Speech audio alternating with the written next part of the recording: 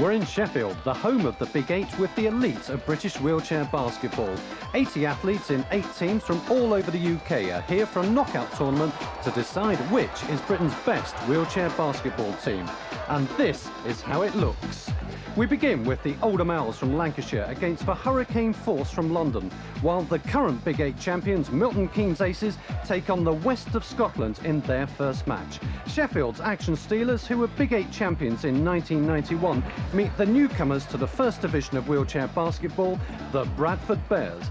And the LGS Jets from Aylesbury face up to the powerhouse of the Midlands, RGK Celtics from Walsall in the last quarter-final. Wheelchair basketball. It may have begun as a form of rehabilitation exercise, but today it's a serious sport. For me, it's my life and probably my career as well, because I've done so much with it. I train so hard and so long, and my discipline is probably second to none. We're athletes, primarily, and our sport is wheelchair basketball. We still have to put in the same hours as any other athlete would. It's a case of we get out there, we play, we're athletes first, our disabilities second. I just think that when people see the game of wheelchair basketball, they tend to feel isolated from it. They think it's a game played by people in wheelchairs, which obviously it is. But the fact remains that somebody could cross the road.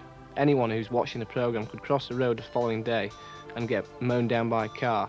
And a year later, they themselves might be playing wheelchair basketball. If they're a sporty person, if they're young and they play football or rugby now, and they do have an accident, they could well be playing wheelchair basketball. Wheelchair basketball in Britain began as a form of rehabilitation exercise for patients with spinal injury at Stoke Mandeville Hospital shortly after the Second World War. Today, wheelchair basketball is a well-established sport worldwide. In the UK alone, there are over 500 players and 50 clubs from Belfast to Jersey, competing in a national league organised by the Great Britain Wheelchair Basketball Association. Their chairman is Philip Craven. Our sport is deadly serious. It's a sport with top-flight athletes that are training 4 or 5 times a week. That's on their own as well as with their clubs. And it's come from in the late 40s in a car park at Stoke Mandeville where they played netball, to now being televised. There are 85 countries in the world playing the sport.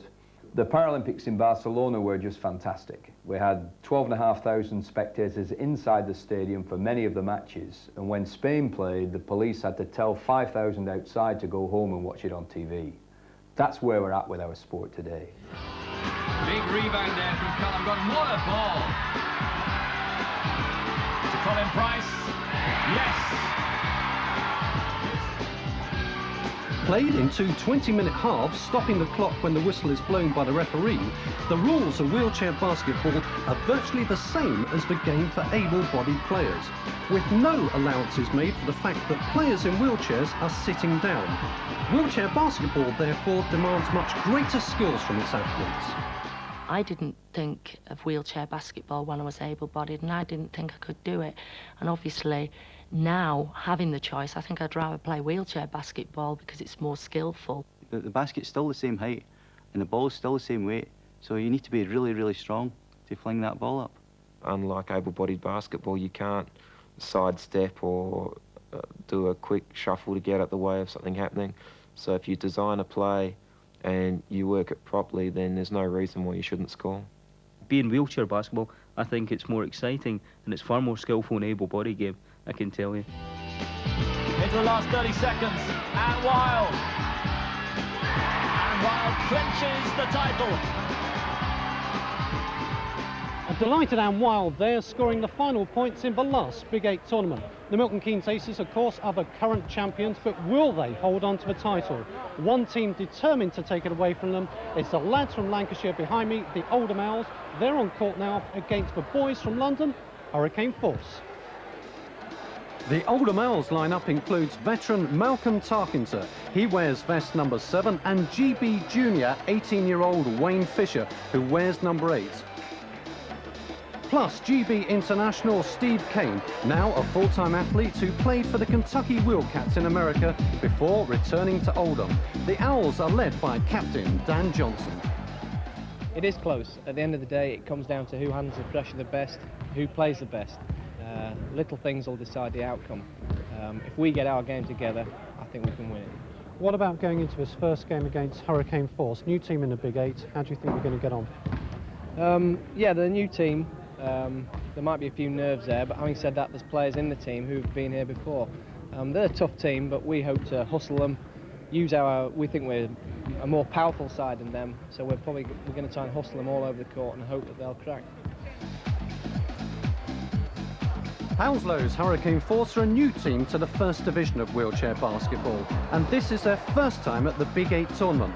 Watch out for number 9, Ian Harvey, and their other tall player, number 11, Gary Gardner, whose unusual sitting position in his wheelchair means he's deadly under the basket. The Hurricane Force captain is Ian Laker, a man who really understands the game.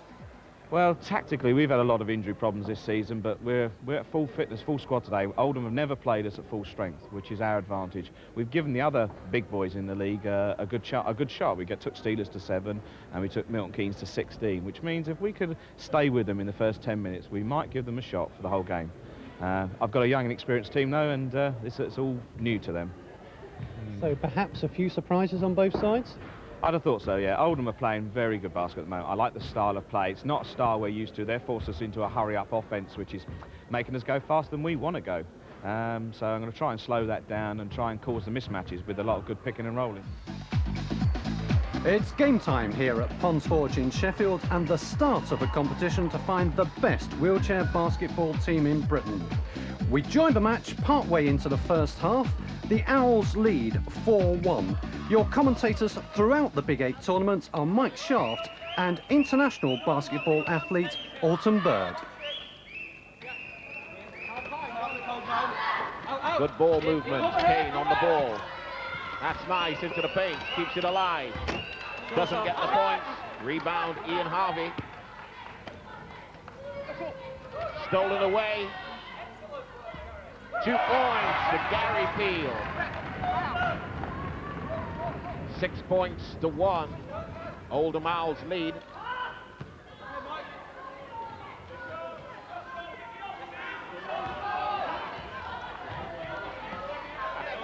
Oldham Owls looking good. Kane on the ball. Kane heading for the paint. Nice pass out to Dan Johnson. Coming back inside to Gary Peel. Doesn't get the bucket. Rebound, Ian Harvey. Hurricane Force going to have to play at their very best to beat the Oldham Owls. Ball is with Ian Laker, the Force captain. Laker turns away, comes back, finds himself wide open and buries the 2. Ian Laker. That was a literal turnaround shot there.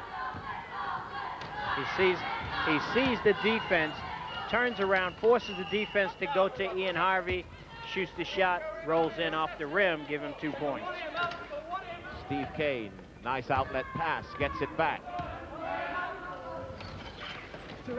Kane, nice feed, great ball movement, 2 points, Oldham Owls, that was nice. Very nice, he got the ball on the sideline, got it inside, looked across the lane and got an easy shot. Scoreline, Owls 8, Hurricane Force 3. 14 minutes and 10 seconds left to play in the ball game. Nice pass, long, off the glass, it's no good. Here come the Force.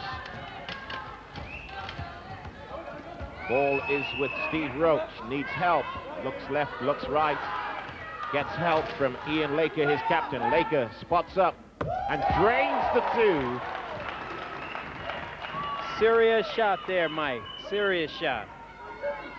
Great shot from Ian Laker. He forces everyone to go to Ian Harvey, pulls up for the nice shot, drains it. And at the other end, 2 points are good and the whistle. Wayne Fisher to 4 points personal will go to the line for the extra 1.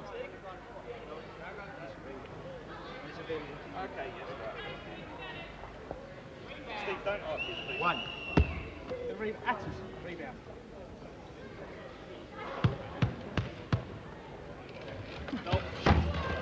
Doesn't get there. The backboard, right? Wasn't even close. Not only did it not get there, it almost cracked the backboard. I was being kind of polite on that. No, you can't be polite on a shot like that.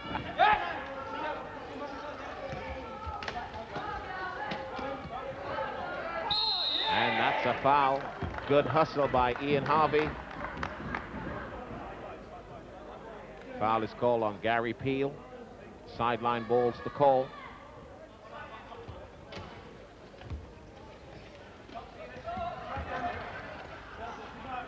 Ian Laker gets it out to Harvey.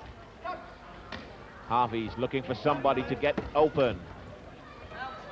Gets the ball back. No, he doesn't. Broken up by Gary Peel, and the fast break is on. Steve Kane, will he go all the way? Nice pass.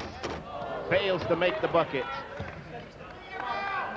Dan Johnson, captain of the Owls, coming up short on that occasion after a nice pass from Steve Kane. There's good ball movement there by the Force. Broken up by Kane. Foul is called on Dan Johnson.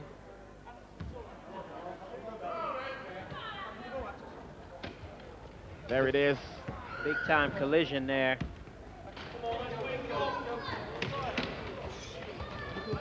Goes out to Tarkenter, gets it back. Kane will take the shot. Doesn't get there. Nice rebound. No putback, and again. And again. And the whistle. And the basket is good. Tough hustle by Wayne Fisher. Well, nice play and good determination. And that's what I call a real late kind of continuation play. It was good hustle. NBA style.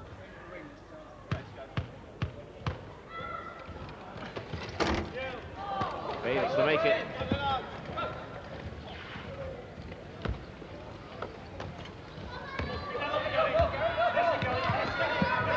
Ball, Steve Brook. 10 seconds. Good hustle again by the Oldham Owls, forcing the violation. 10 seconds in which to get the ball over the halfway line. The Hurricane Force were not even close. Ball's with Dan Johnson, captain of the Owls. Steve Kane.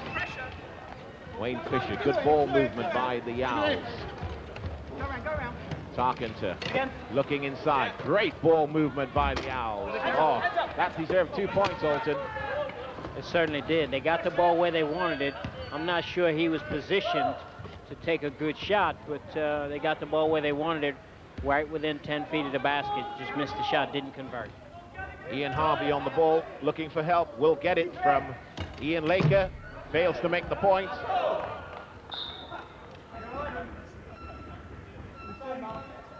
Hurricane Force have the possession.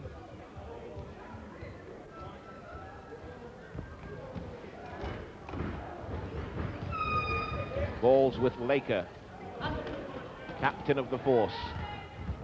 Still Laker needs help, has to do it himself, and drains it.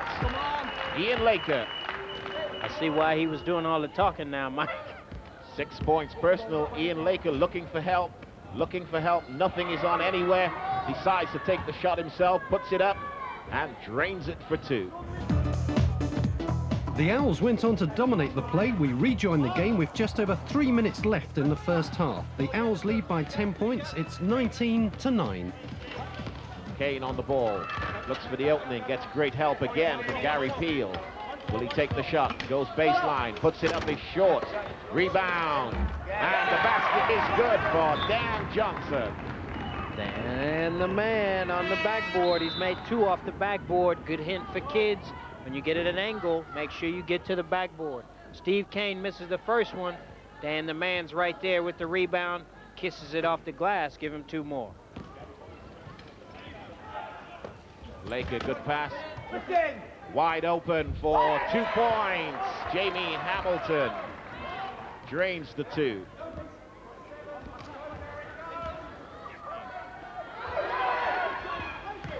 There's the ball inside.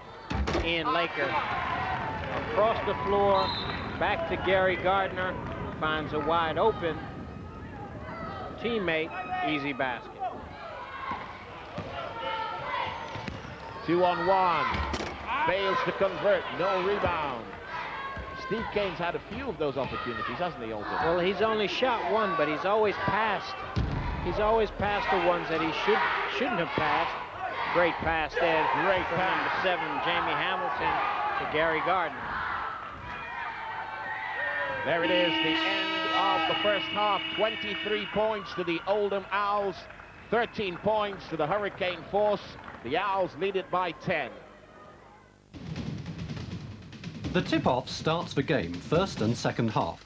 The referee throws the ball between two opposing players who reach up and try to tip the ball to one of their teammates outside the centre circle.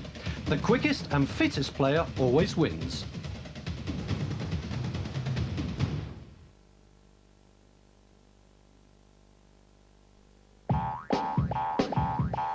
You can work as hard as, no one works as hard as, never work as hard as, woo, as hard as right guard. You can work as hard as, try to work as hard as, you can work as hard as, woo, as hard as right guard. Swing that thing. You can work as hard as, cannot work as hard as, never work as hard as, woo, as hard as right guard. You can't work as hard as right guard with double protection. Fine for me, Doug. How about you? All right. Old English? Perfect. We return! We return! Searching for the old ones! More! Here, who's paying for this? Pay? In our time, money is obsolete. We can, however, tell you every winner of the Grand National for the next 50 years. 1995, hello, saucy. But 1996, what, no trousers? 1997, false start again.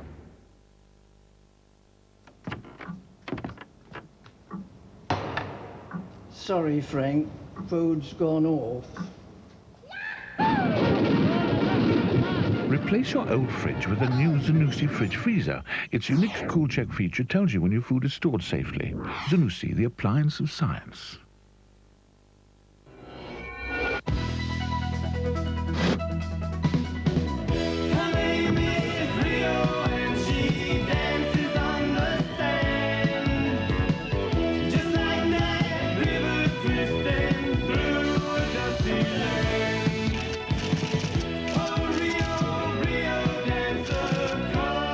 You don't have to cross the Rio Grande for a Rio Grande.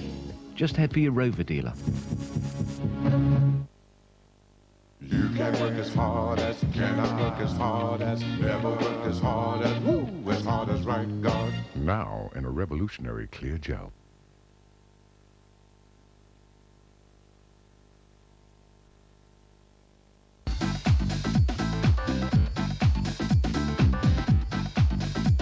Half-time score in Sheffield, Oldham Owls 23, Hurricane Force 13. It may be a 10-point ball game, but Steve Roach for the Force says the fat lady hasn't sung yet.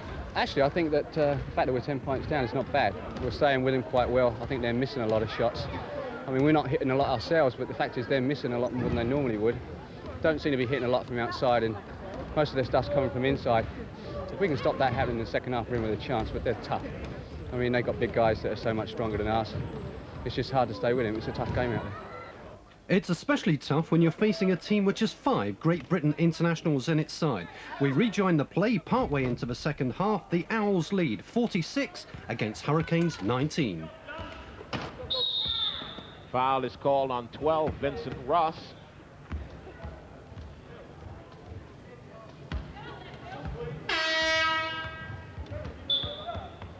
Substitution is going to bring Steve Kane back into the ball game. We haven't seen much of Steve Kane since the first half. Not at all, and that's because Dan Johnson has done such a great job defensively.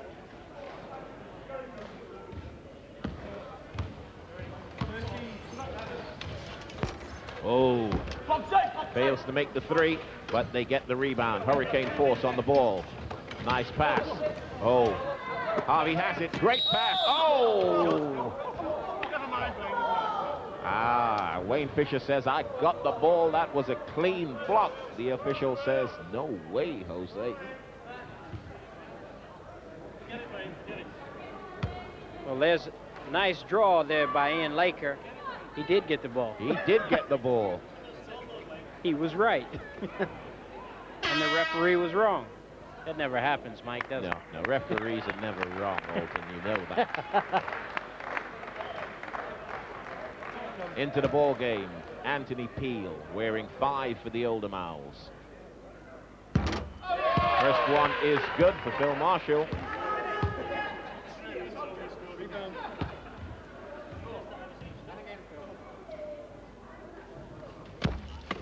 Fails to get the second one. Nice rebound that time by Gary Gardner. And it's a held ball. Possession to the Hurricane Force.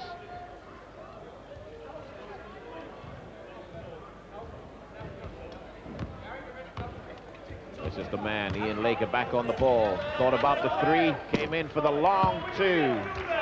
Boy, this guy really shoots the ball. We could use him at Guilford. The way we've been shooting the ball lately. Less than 3 minutes left to play in the ball game. Oldham Owls lead it 46 points to 22, broken up by the Force. And it's Ian Harvey gets inside to Noel McShane. Good ball movement. Harvey has it back. Will he put it up? Ah, that's a foul. Mark Townley. That was a head-on collision. That was not a foul. Here he comes. I think he was planning on the old body swerve there. And the guy from Oldham said, not today, pal.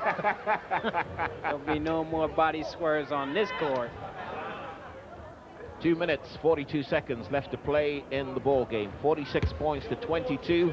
Oldham Owls with the comfortable lead. The Hurricane Force on the line through Ian Laker. Fails to get there. Doesn't get the 1-on-1. Has the ball back. Could convert it for 2. And he does. No, he won't miss that one. There was somebody guarding him that time. He's got to have somebody at least near him for him to make a shot. Ball is with Ross. Vincent Ross turns back. Nice pickup that time by Steve Kane. Looking for something.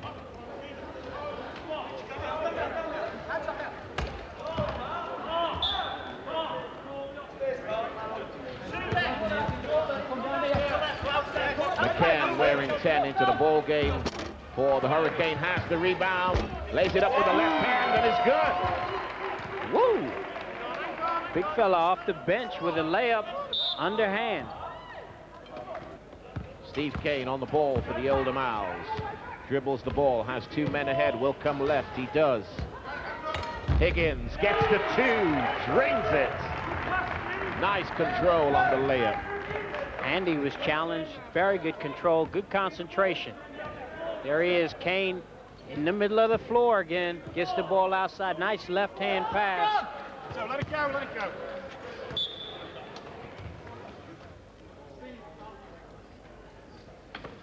Cade gets the ball back to Townley. Townley on the ball. Gets a nice screen from Vincent Ross. Goes back to Cade. Kane still has the ball. Townley puts it up. See, that was a bad call. That play was already over. By the time the ball hit the floor, the referee didn't decide to blow his whistle until the ball almost hit him in the head. Bad call. I can say that. I'm sitting up here, though, Mike.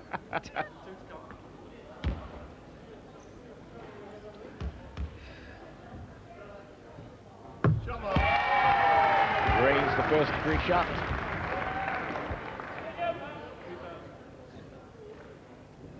Tell you, it'll be an interesting matchup. The Oldham Owls are a very good defensive team. I'm sure they will press all day long in the next round against whoever it is they play, and I'd love to see them play the Steelers. Less than 30 seconds left to play in the ball game. 49 points to 26. Sideline ball.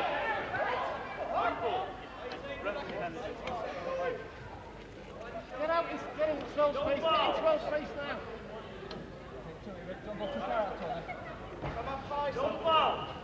No foul.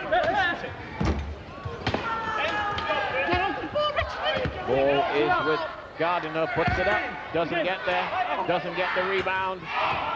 Let's see if the Owls can convert this as the clock runs out. Puts it up and drains it. Mark Townley. And there is the final buzzer. Great job by the Oldham Owls at the defensive end, holding the Hounslow Hurricane force to 26 points in 40 minutes. An excellent job. Looking forward to seeing them in the next round, hopefully against the Steelers. So the Oldham Owls are our first semi-finalists in this knockout tournament to find Britain's best wheelchair basketball team. And this is how it looks.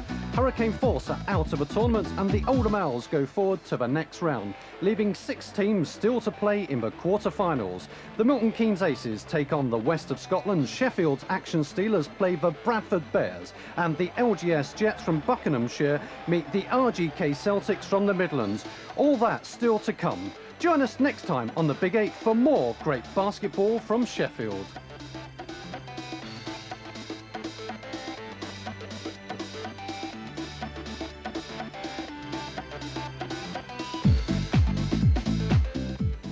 And that's at the same time, 12 o'clock.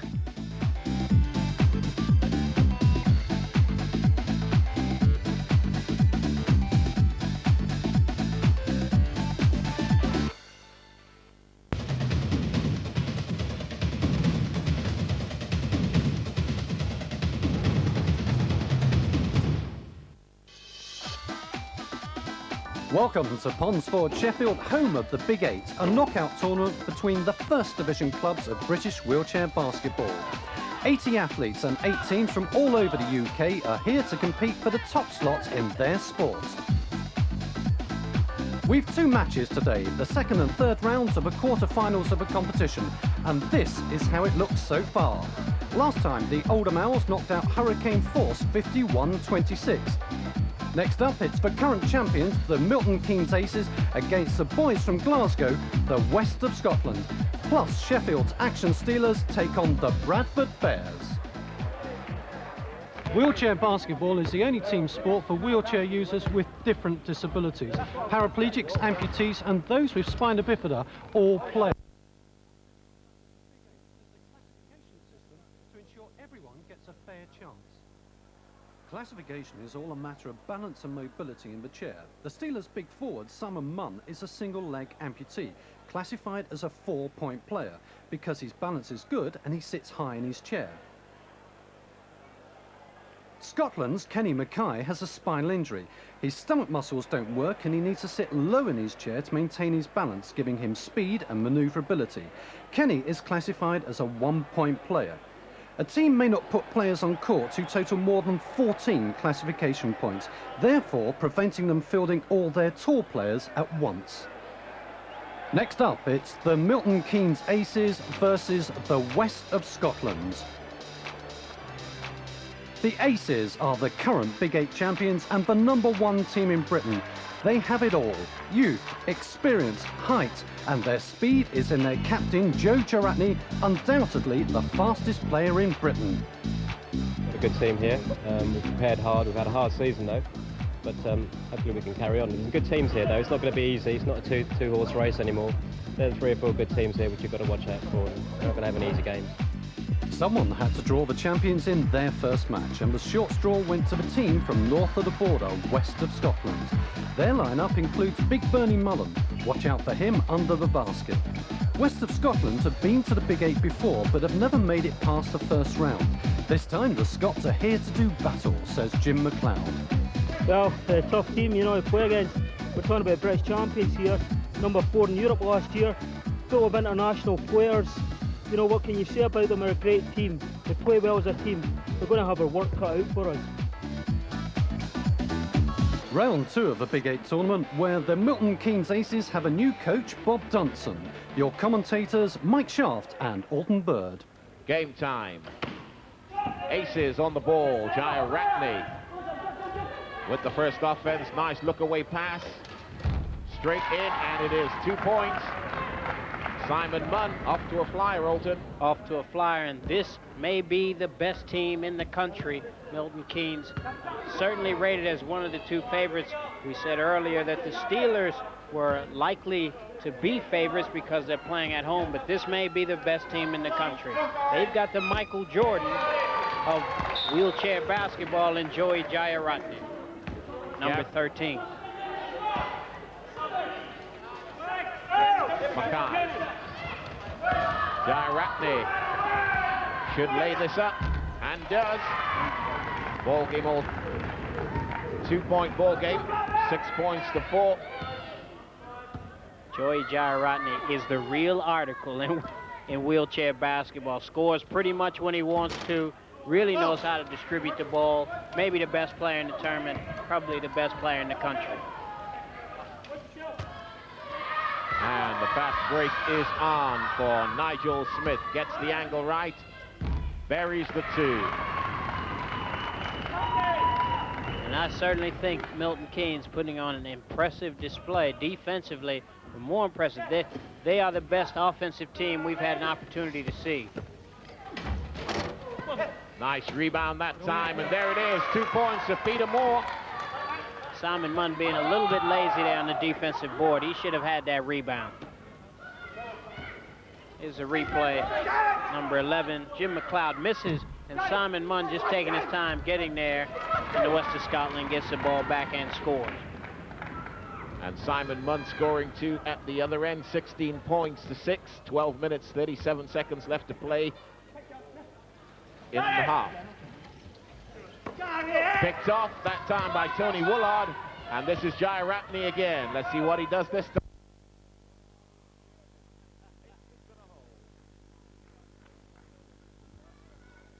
I kind of like watching this guy play. Great lead pass. Watch this. Thank you. 2 points. Here come the aces again. Rebound, Nigel Smith. Long pass to Woolard. Woolard on the ball. Who's he going to go to? He's going to take it himself and drain it. And a whistle. Good decision there by Tony Woolard not to pass the ball. That was the time to be selfish. He drew the foul and gets the basket. See, good decision. Here's Woolard. He looks across. He says, nah, I'll shoot this one myself. And that's a good time to be selfish. Makes the basket, gets the foul. Foul on number 11, Jim McLeod. In the ball game for the Aces, 21, Yvonne Walker. Come on.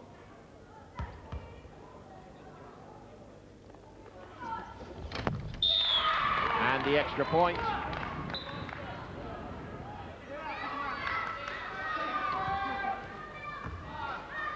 On the ball, Kenny Mackay. Peter Moore, will he put the shot up? Yes, he does. Doesn't get the points. It's that man Munn again, and the lead pass to Jairatne. Will he convert? No, gives it up this time. This guy for real, though. Joey Jairatne just down the floor, sees his teammate, and here's the replay. Takes his time, waits to see what the defense does. No look pass, easy basket. I want him on my team.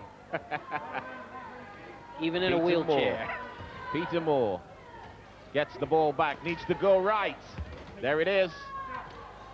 That was a nicely worked offense for Gavin Bruce. I tell you, the West of Scotland's got a good little team. They need a little bit of size to compete with the Simon Munns and the Tony Woolards, but they've got a very good little team. 2-on-2, coming left, Walker goes to the right. No bucket that time for Andy Blake. Balls with Gavin Bruce, who West of Scotland gets it back into Peter Moore. The big eight. That's broken up. Jairatne can't get there. Stays in the chair quite amazingly. Oh, nice pass. Great basket. Nice pass. Really nice pass. Good transition basket there from number 15, Gavin Bruce, to number 10. Take a look at this pass. Draws the defense. Good bounce pass to Kenny Mackay for another basket. Jairatne on the ball. Looking for help. Gets it. Simon Smith tries to go cross court. Ball is taken away. Gary Davidson allowing the ball to hit him on the back and go out to play. 3 minutes, 10 seconds left in the half. 32 points to 18. Milton Keynes Aces with a comfortable lead against the West of Scotland. Jairatney has the ball. Good defense by Peter Moore. Jairatney works him to get open and gets the ball out to the top. Nigel Smith. Clock's down to 7 seconds and they drain it. Woo! Nice shot there from Nigel Smith. Jairatney finds the ball back out on the wing. Smith picks it up. Make sure he's set, reads the situation. Nice shot. Yvonne Walker on the ball for the Aces. That's nicely gotten into the ball.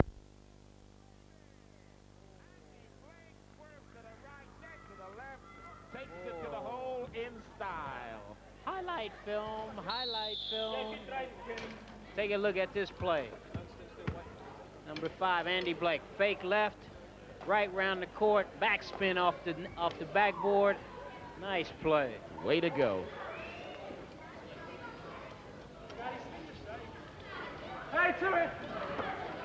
Milton Keynes Aces looking good.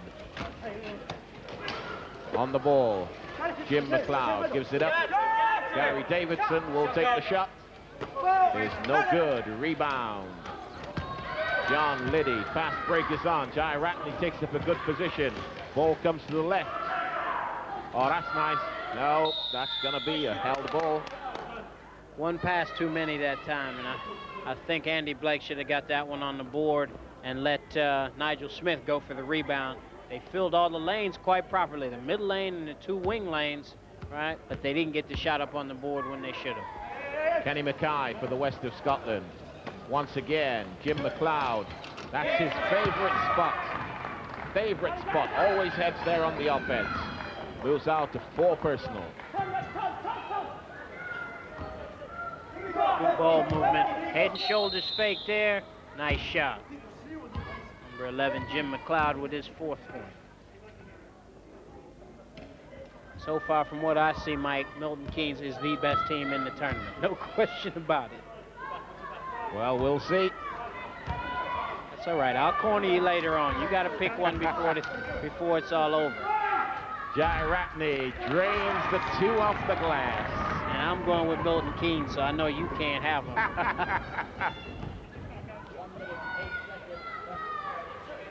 Jairatney gets the ball on the right.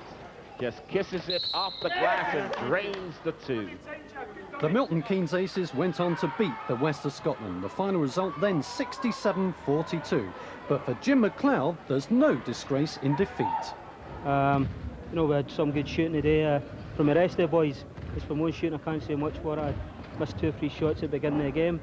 But we went out there, we weren't disgraced. Okay, we've lost at 20-odd points. There's a lot of teams would lose by 20-odd points against a team of the calibre of Aces. They're a very, very good team. You know, we did okay. We did all right against them. So it's 2 down and 6 to go. First hurricane force, and now the West of Scotland are out of the tournament. After the break, the 2 Yorkshire teams, Sheffield's Action Steelers versus Bradford's Bears.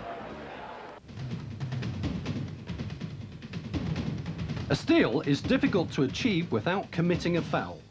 The trick is to catch the player in possession of a ball on their blind side. If you're quick, you'll steal the ball before being seen.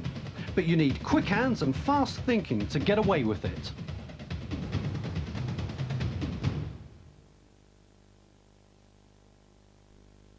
So you've got your new Ford. But suppose you want to change your mind.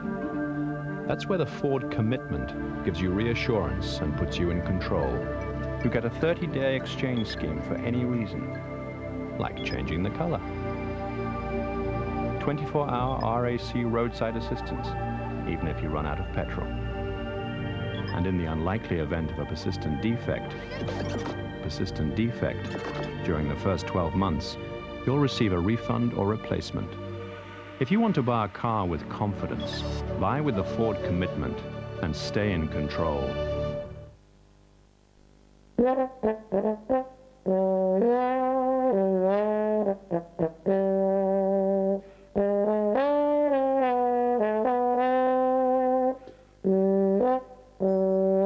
If you're about to buy a mobile phone, the way to avoid slipping up is to go to People's Phone and check out which of our 12 tariffs is cheapest for you. People's Phone, where talk is cheaper. For your nearest shop, call 0345 10 11 12.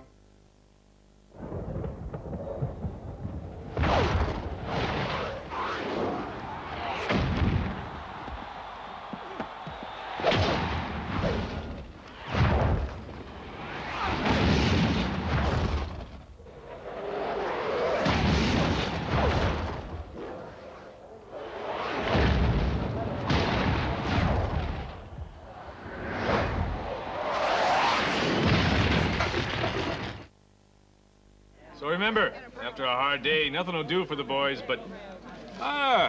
Nothing will do for the boys but that refreshing taste of a cold filtered Coors Extra Gold. Cut! Are we still rolling? Don't worry, John, we'll dub it later. Hi, I'm the director. Would you like to see my camera? Sure.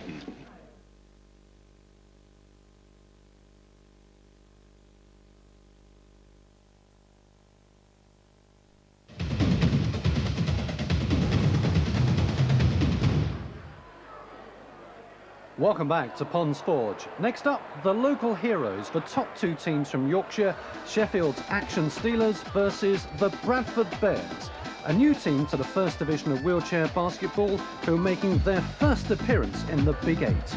The Bears' starting five lineup includes the Australian international and Paralympic wheelchair basketball medalist Tim Maloney, who they've recruited this season in the hope of improving their chances. Yeah, well, there's been a lot of talk about us being the underdogs, and last time we played Steelers, they did get the better of us, but we've been trying a few new things out, and we're looking to work on them, and hopefully they'll pay off. Will the Bradford Bears maintain their rapid ascent to the top?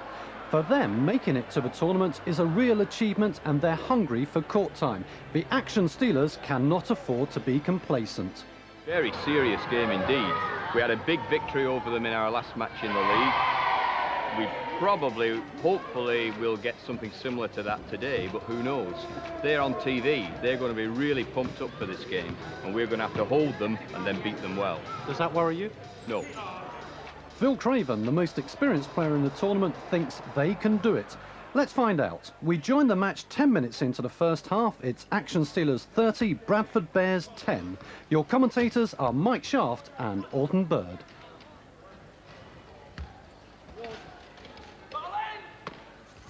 Good defense that time by the Bears. Let's see who's going to come up with this one. It is Rick Finn. That's two layups. This would be a 30 to 14 game certainly, and probably be a lot closer if Bears could put their easy shots in the basket. Ah, that's nice.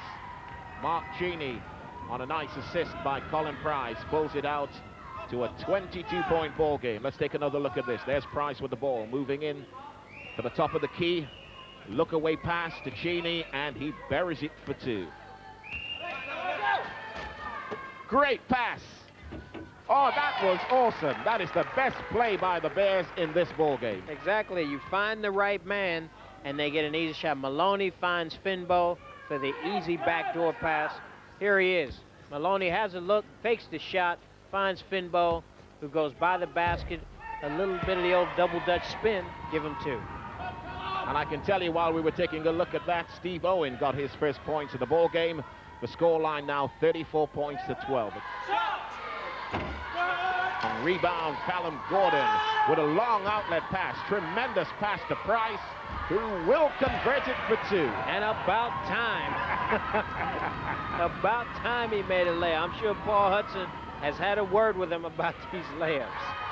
There's the pass right under his own basket. Long pass. That was a bird pass. Was it? I'll go with that. Especially since his teammate scored. Anything to make your team better, I'll go with that one. That was nice. Pulls it out. 36 points to 12. Steelers with the lead. Price back on the ball for the Steelers. Nice bounce pass inside to Hogg. 2 points. And this guy, Colin Price, could certainly play basketball at any level the way he distributes the ball. Take a look at this. Draws two players to him. Nice bounce pass. Easy shot for Phil Hogg. Wide open. Bears at the other end. Let's see who the foul is on. Steelers foul.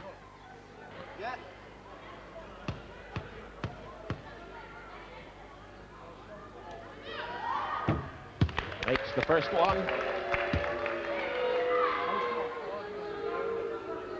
Okay, block out now. Block out now. Howell fails to make number 2. Rebound, Callum Gordon. And here's Price again. On his own, getting support now. He won't need it. 2 points. 40 points to 13. Coming down on 2 minutes left to play in the first half. In the ball game, Karen Eadsford wears 7 for the Bradford Bears. And there's Price for another layup on the replay. Timeout called by the Bradford Bears coach, Sandy Stewart. You get Colin Price, I don't care what you do, yeah? Just don't let him score this Just don't let him put the basket, shot away. okay? No foul for Look you, at the yeah? faces, all right? If you've got to foul him, no, foul him before the shot. Let him go back to the sideline. Don't foul him and let him go for the 3 points. Coach Sandy Stewart telling his players do what it takes. The Steelers, though, are unstoppable, and with 5 minutes to play in the second half, they lead by almost 40 points. It's Steelers 71, Bears 33. Cheney takes the shot and gets the 2. And you know, it's funny because I actually think Cheney is their best player, actually Steelers' best player. He hasn't had to do much today. Price has had a great game today, as has Dave Bramley and Callum Gordon. Somebody should be pressing Callum Gordon so that he doesn't just bring this ball up like this, sets up the play, now gives up the ball, goes baseline, and the 2 points are good. They have got to play full press basketball for the last 4 minutes of this game. You're right. If they pressed oranges today, they wouldn't be able to get 40 points back. Keeps going, waits to see what breaks ahead of him. Nothing, gives it back to Phil Craven. Craven tied up by McSmith. Good defense that time. Oh, tremendous pass, and the bucket, and the whistle. No matter how well the Bears play defensively, the Steelers come up with something. This is awesome. Really Seems to nice. have nothing on here. Gets a loop pass into the paint. Callum Gordon is there, buries the 2, and gets the whistle.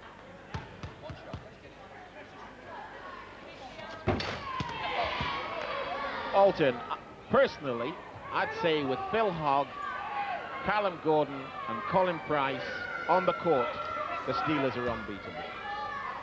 Well, there are another couple of good teams in this tournament, and strange things happen in tournaments like this. There, Buttery gets another basket.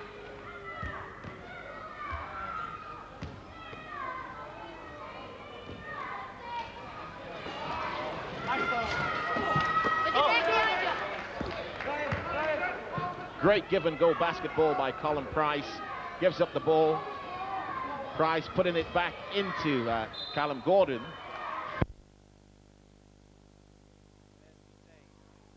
They could be unbeatable, but I think there are a couple of teams, Milton Keynes being one, that will certainly give them a good run for their money. They're playing at home, though. They will be tough to beat. Eatsford has it taken away by Price. Paul Buttery comes up with it, and out goes the defense to meet him. Nice screen that time by Mick Smith. Smith's on the ball, lets 2 points, lets Buttery, his captain, take the point and buries the 2. 78 points to 37, the final minute of this game. The Big 8 tournament. On the ball, Dave Bramley gets it back to Price. What's Price got? Great pass. Oh! Woo! Callan missing out that time, but a great pass by Bramley, by Price.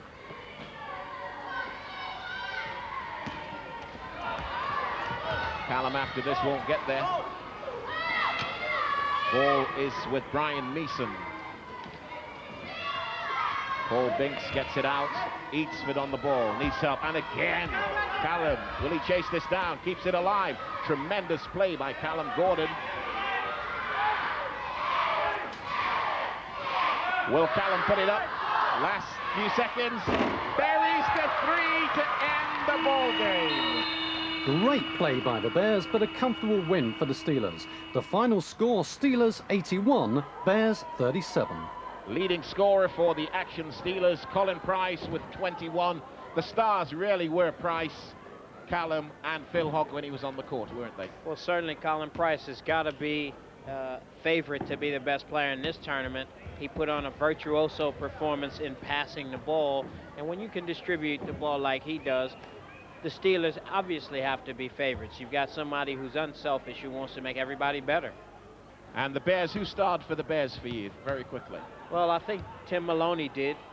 He certainly got enough points for them, but he didn't get enough shots. I was kind of happy. I mean, I worked hard, got some good defenses on a couple of people, got some good buckets. Didn't get as many as I wanted, but then again, their defense, like you say, you know, they were looking to shut me out as well as a couple others. So yeah, well, they did a pretty good job of that. I think they knocked you out a few times, didn't they? You spent a lot of time on the floor. Oh, floor tastes real nice. So, this is how it looks after the first 3 games in this tournament. Hurricane Force, Bradford Bears and the West of Scotland have been knocked out, which means the Oldham Owls, the Action Steelers and the current champions, the Milton Keynes Aces, all go forward to the semi-finals. They'll be joined by the winner of the match still to come in this round of the competition between the LGS Jets from Buckinghamshire and the RGK Celtics from the Midlands. That's next time on the Big 8.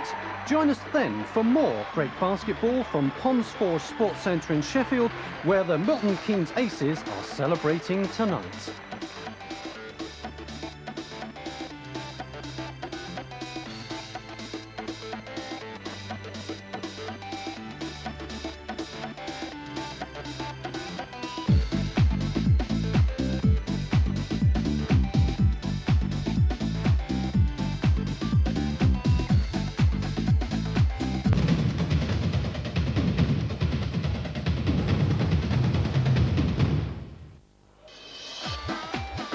It's round 4 of the Big 8 tournament between Britain's best wheelchair basketball teams.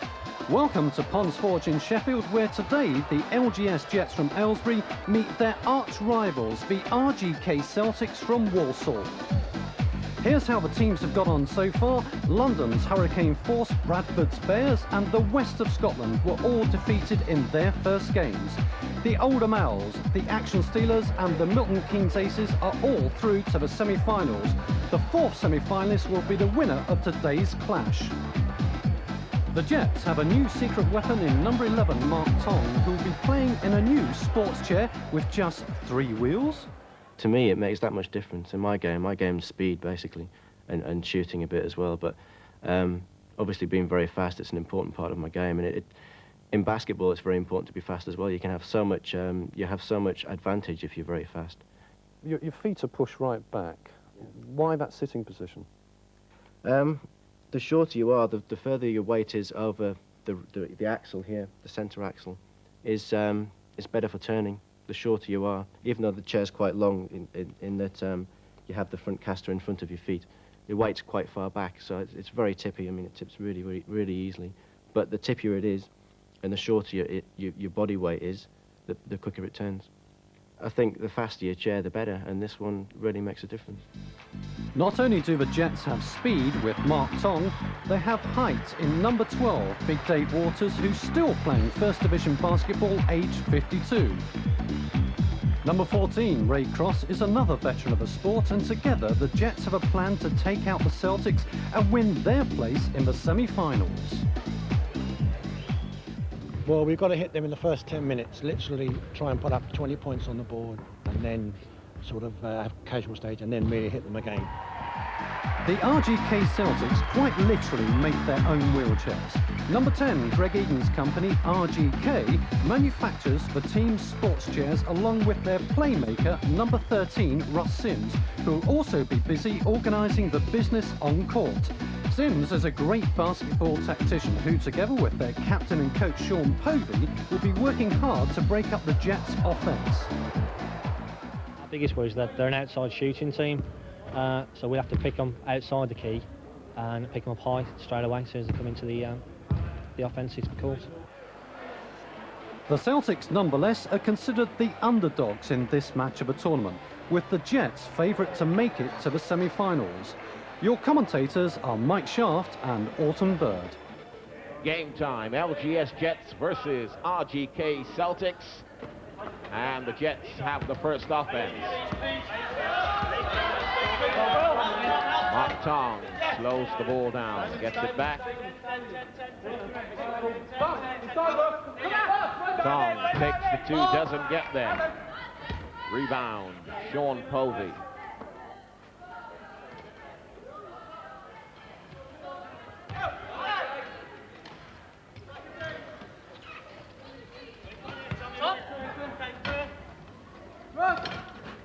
Broken up by Mike King. No foul, no foul. Push up, Mike. Get in, Mike. For the Celtics. Russ Sims puts it up and drains it for two. Looks like he's our designated shooter, eh? A couple of the other guys were open, they passed up on it. 14, Ray Cross, the captain, looking for something to happen ahead of him. Nothing much. Nice turn. Mark Tong. That's a nice pass into the lane. 2 points. Mike King. Good screen and roll there from the Jets. There's the screen. Watch number 10. Roll straight to the basket. Nice, easy shot with a good pass from Mark Tong. Number 10, Mike King. Balls with Tom Masterson, comes cross court to Russ Sims. Sims on the ball is good for two. What are we saying about designated shooter? He's the man.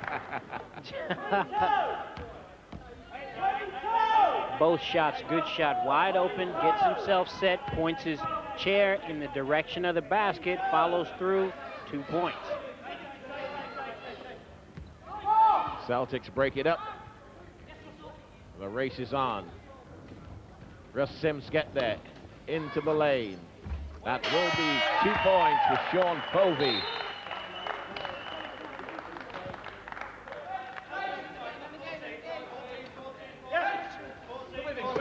Shot. Great basket.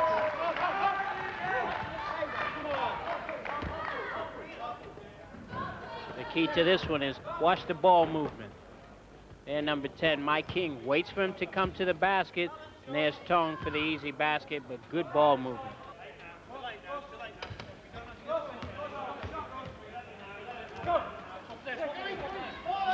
Oh, that's a nice move to the basket. That's tremendous play by Steve Brown. Got wide open in the paint and buried the two.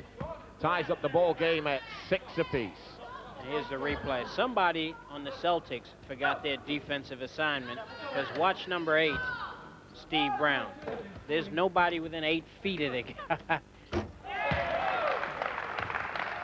2 points at the other end. Greg Eden drains it for the Celtics. Pulls them back out by 2.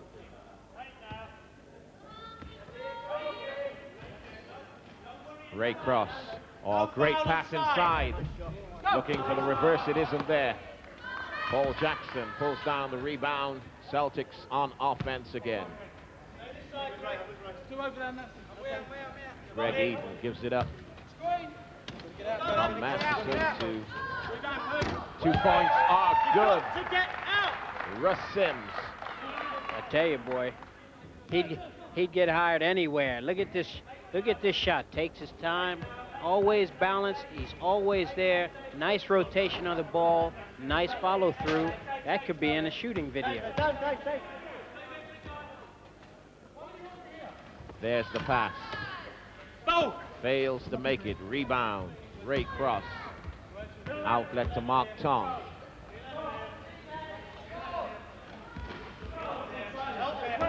Mark Tong back to Ray Cross.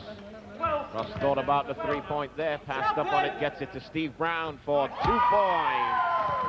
Good ball movement, but they could have had an easier shot earlier in that sequence when they had the ball on the wing. There's Ray Cross. He finds the right man wide open, but a good screen there by number 12. Dave Waters to get him free. 2 points are good for the Celtics at the other end. Yes! He's still in there. Russ Sims goes wide to Tom Masterson, takes the shot and buries it. Halfway through the first half, less than 10 minutes left to play in the half. 8 points to 14, the Celtics lead.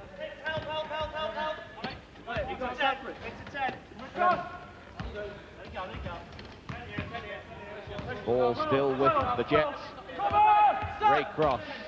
Nice loop pass. That was nice basketball. Very nice. Ray Cross with a great pass to number 8, Steve Brown, for his 4th point.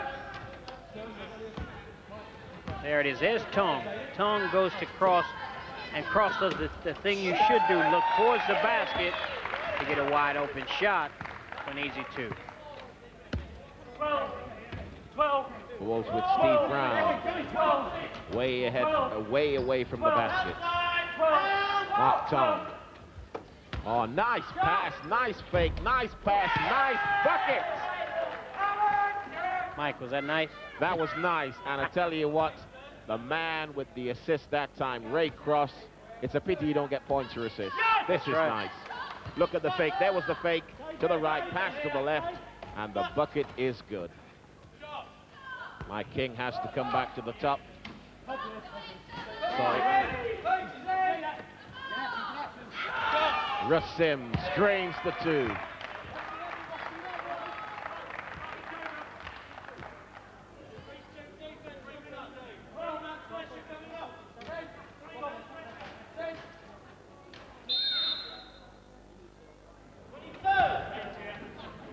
Steve Brown calls the play from the top. Coming to get it, Ray Cross goes cross court to Mark Tong. Mark Tong has nothing on. Takes a shot himself and drains it. Oh! And they set a nice double screen for him on that side. Well run, well disciplined play. Good job by the Jets. There's a double screen first though. Number 10, Mike King, and number 12 set a good screen. Celtics on offense. Greg Eden with the ball. Good hustle.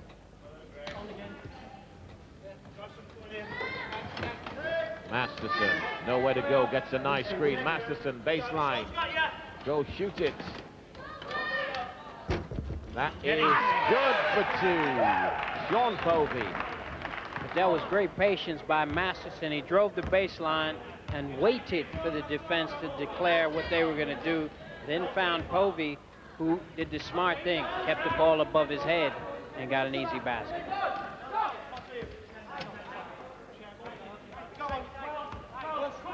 LGS Jets versus RGK Celtics. Come on, you got to stop him earlier. Nice rebound that time by Dave Waters. Drains the 2.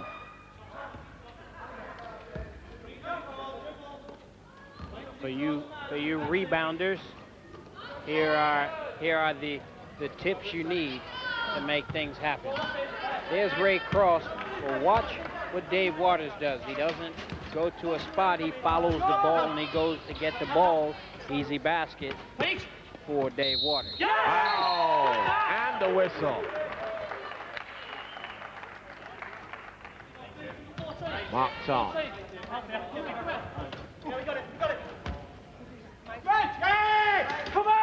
Another fake pass, so that's nice. Wide open and drains it.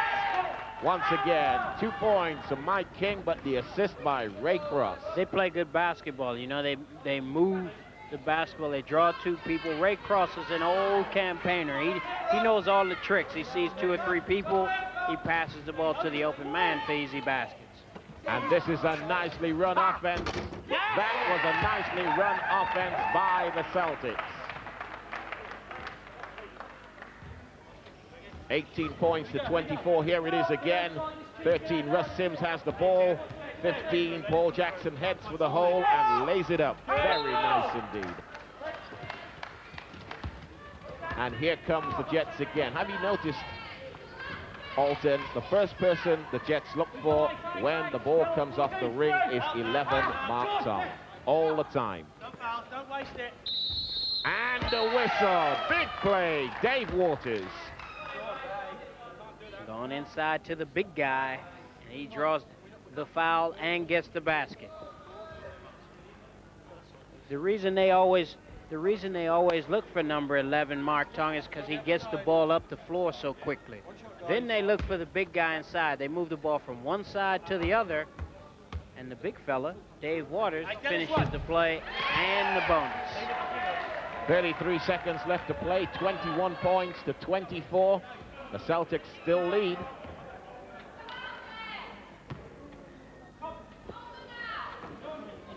Can the Celtics convert on this last offense? Ball is with Sims. That's a nice pass to Jackson. Good defense by the Jets. Celtics looking to run the clock all the way down. Shot is up, and it's that man, Russ Sims again. They found the right man. Less than 10 seconds left in the half. Russ Sims, 10 points personal. And Steve Brown looking to go all the way, doesn't get there. There it is, the end of the first half. LGS Jets 21, RGK Celtics 26. A surprise 5-point lead for the Celtics. What's happened to the superior force of the Jets? Coach Alan Rowley is not pleased. We're just not playing our usual game, whether it's, I don't know what it is, but we're not covering in defence, we're just not doing the things we do in training, we're not doing the things we do in games. If we can get it right in the second half, I'm confident we'll do it, but I'm pretty annoyed at the moment that they're not doing it and it's getting to me at the moment, so. A shocked Alan Rowley, whose players haven't had it all their own way. Can they get it together for him in the second half? The layup is the shot most teams strive for. Ideally, it's hit on a fast break or a set shot. The player is aiming for the small square on the backboard above the basket.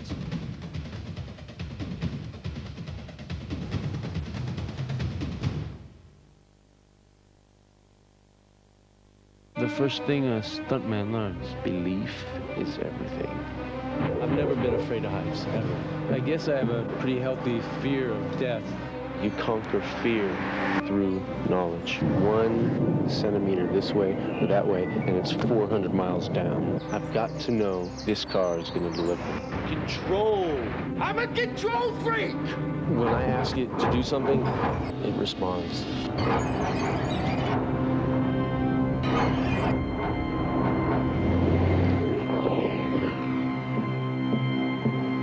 I think my stunts are crazy.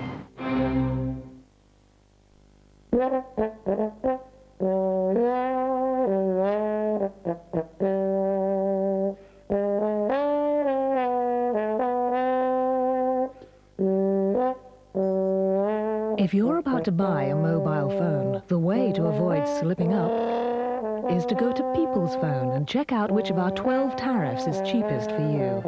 People's Phone, where talk is cheaper. For your nearest shop, call 0345 10 11 12. Oh, no.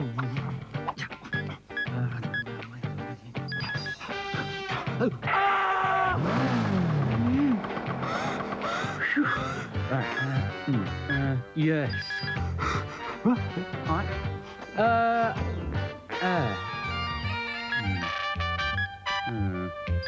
Strongbow's matured twice as long as most premium lagers, and it cuts through first. So when your mouth's as parched as a poppadom, make it your first choice. Oh, dear. Strongbow, what your thirst needs first. If you'd like an information pack on the Volvo 850, call free on 0800 000 850.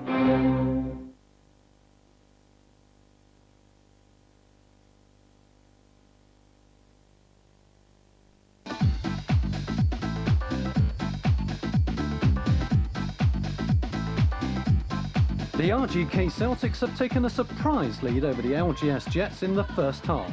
We rejoin the action 10 minutes into the second half with your commentators Mike Shaft and Alton Bird. Nice loop pass to Sims. Somebody's got to go to the hole. There it is. Oh, nicely cut off. 11. Mark Tong read that well, but they get the points anyway. For the Celtics, everything goes through Sims. For the Jets, everything goes through Mark Tong. Nicely worked offense. 2 points, Sean Povey. What I like about the Celtics, though, is they move the ball from one side of the floor to the other. They get the defense to shift, and they get easy shots because of that. There's the big man in the ball game and on the score sheet again. 7 points personal for Dave Waters. Remember, he has 4 fouls. He will be unable to be effective as a defender. In fact, proved it there. He couldn't go in. Masterson comes back to Sims.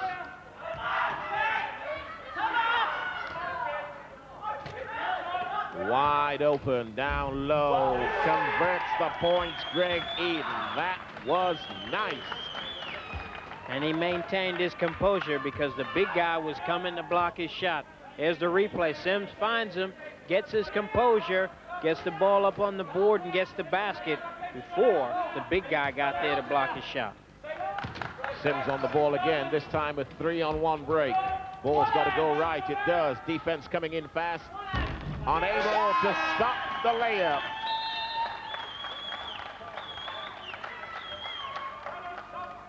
This is a nice offense, Holton.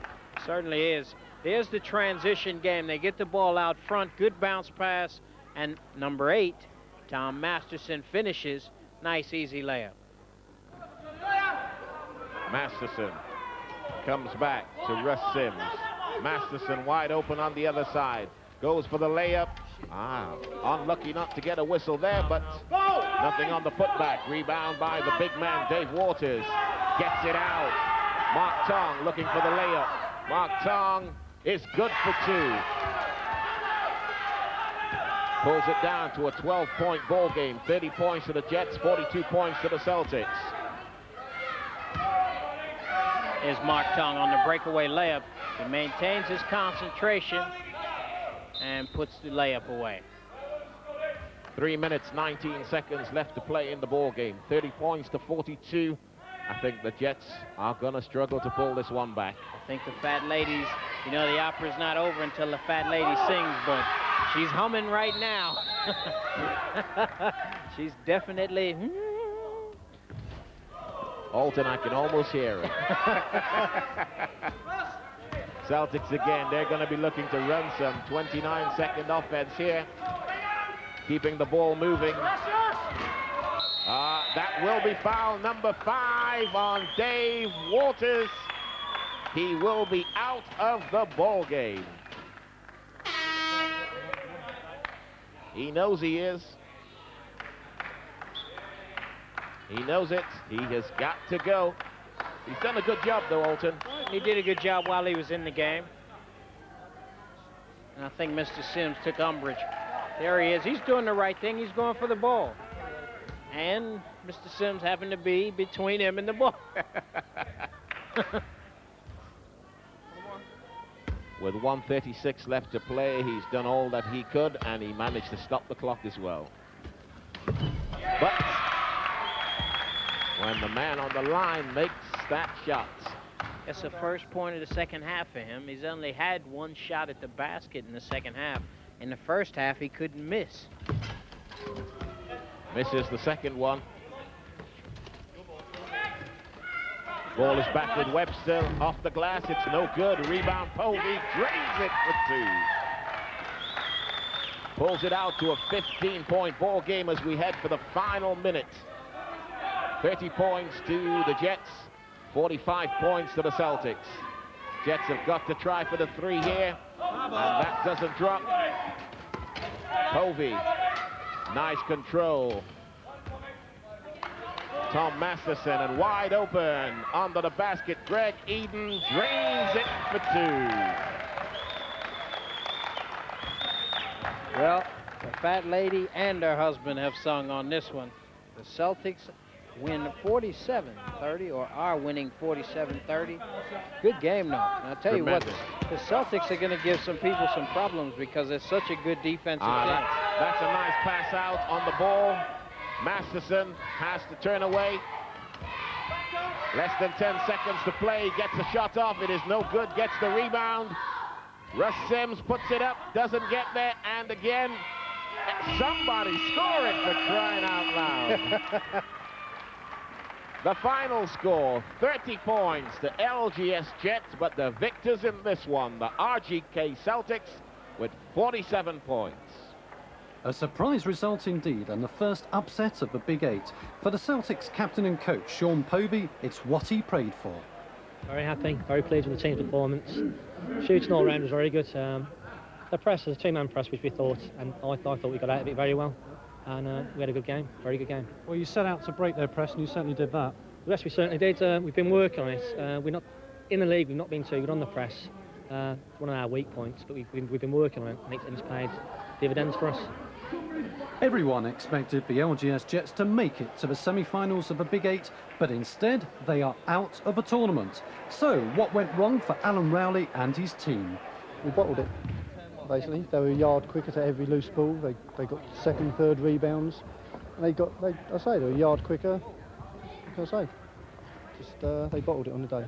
They were prepared as us. As you say, we trained hard and just didn't come off. I mean, the Celtics played some good basketball. Yes, they broke our press very well. We got too fast hustling, Mark's very fast at hustling. They passed the ball and broke it. Unfortunately, I didn't feel we could sit back and let them come at us. You know, we have to try and dictate the game, and unfortunately it didn't work. How do you feel right now? Ready for a lot of beers. It's strictly water, though, for the Action Steelers and the Older Males. They compete in the first semi-final of the Big Eight, and whoever wins will go forward to play either of the second semi-finalists in the Big Eight final. We now know who that could be, either the Milton Keynes Aces or the surprise team of the tournament so far, RGK Celtics. Can the Celtics go all the way? Those matches still to come from Sheffield. Join us next time in the tournament to find Britain's best wheelchair basketball team.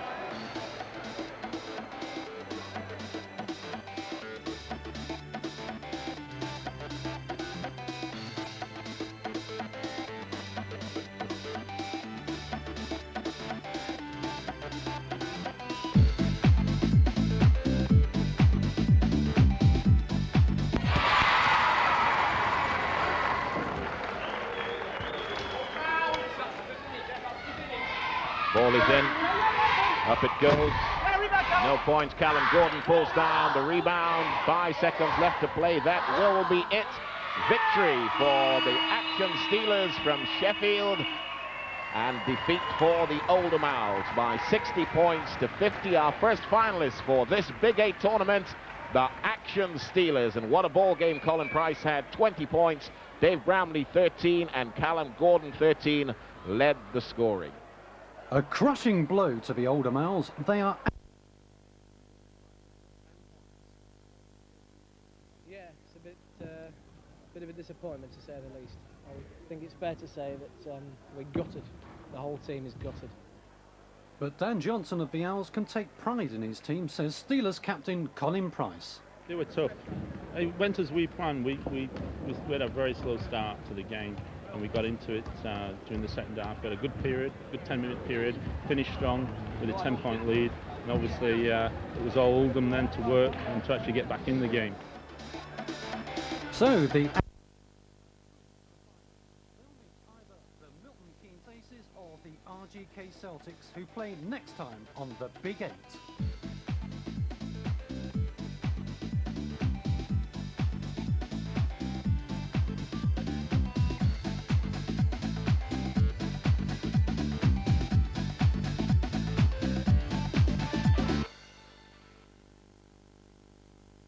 And if you'd like a free booklet on wheelchair basketball, then send a stamped self-addressed envelope to Wheelchair Basketball, P.O. Box 29.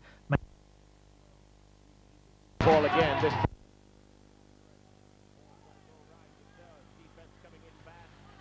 unable to stop the layup. Way to go. The underdogs of the Big Eight, the RGK Celtics, surprised everyone when they wiped out the LGS Jets in the first round of the tournament. They meet the current champions.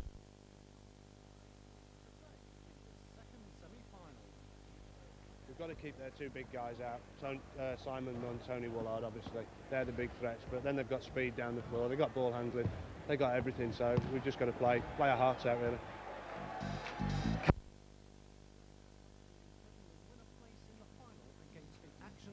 From Sheffield, who are already through by beating Oldham Owls 60-50. The Milton Keynes Aces are formidable opponents and appear to be unstoppable. Their experience, their height, their speed and their skill is far superior, but captain Joe Giratney is not prepared to take the Celtics for granted. I think they're big men warriors, particularly Sean Povey. He's playing very well at the moment. He had an excellent game against LGS yesterday. If we allow him to penetrate into the key and receive balls into the key, he's going to cause us a lot of trouble. He can pick up fouls against our players. And obviously Russell Sims, very good shooter from outside if we give him the space. They're a very good all-round team. They're very patient. They won't rush shots. And, you know, they'll pull you wide and get the inside game against you. So, you know, I don't think it's going to be that easy, but we should have the weapons to counteract that, hopefully. They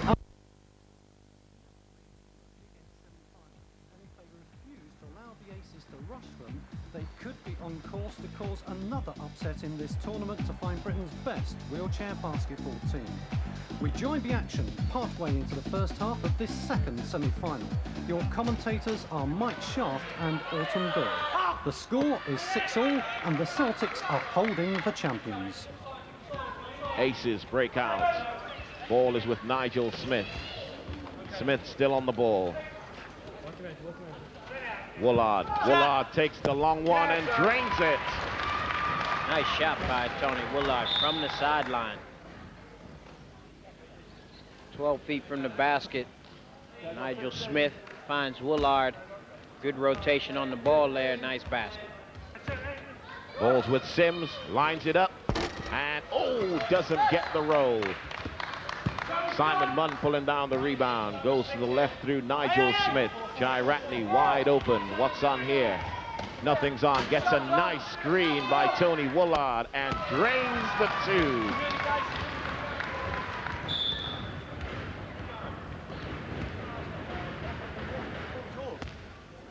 There it is. He just takes his time. There's the replay. Gets a good screen, as you said, Mike, from Tony Woolard and knocks it down. Nice cross-court pass to Tom Masterson. Doesn't get the roll. Who's going to come up with this one? Sims comes up with it. Keeps it alive. Povey back to Greg Eden. Eden on the ball. Gets help from Paul Jackson. Ball's blocked by Tony Woolard. This is Giratney. What's he got on this time? There it is. Woolard trailing. Buries the two.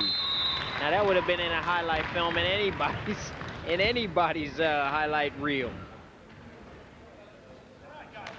Giratney on the ball, going down left side, gets onto the basket, just drops it in the lane. Woolard coming up, drains the two. Giratney on the ball for the Aces. What's he going to do? He's going to get the whistle. Try to put up the shot after the whistle. That should be sideline ball. Yes, it is. Check out this guy's movement in this chair. He fakes left, then goes right. And there's the foul on Greg Eden. But what a good fake from Giratney. And even then got the shot off. Come on, Les. Oh, that's nice. Nigel Smith from the inlet pass by Giratney drains the two. Povey back to Masterson. Good defense. Good hustle by the Aces. Povey gets it up. Doesn't get the roll. Rattles around and comes back out. Smith goes right side. Nice lob pass into the paint. Doesn't get there. Rebound is good, and the basket is good for Simon Munn. Sims on the ball for the Celtics. Goes cross court to Eden. Eden looking for something ahead. Nothing on. Eden under pressure from Giratney. Povey doesn't get the roll. They're getting the shots off, but they're not dropping for the Celtics. Smith comes back. Looking for something. Jai Ratney gets wide open, puts up the 2, and good night, Vienna. You almost have a feeling that when he touches the ball, something bad is going to happen to you if you're on the defensive end.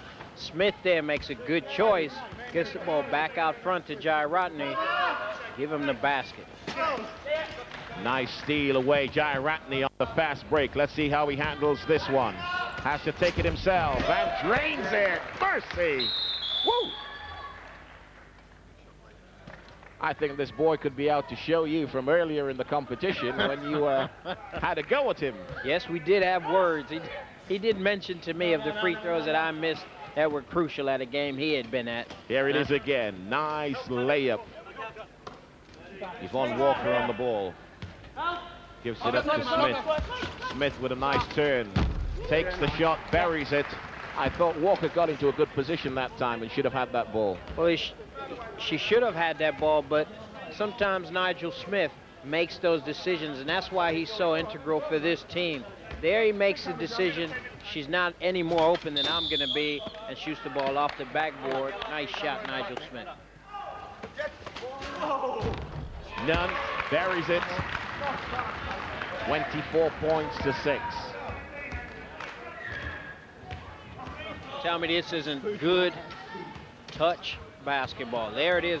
Woolard can't get it. Tips it straight to Simon Munn for the easy shot. Good touch basketball there from the Aces from Milton Keynes. Celtics on the ball. Nice pass out.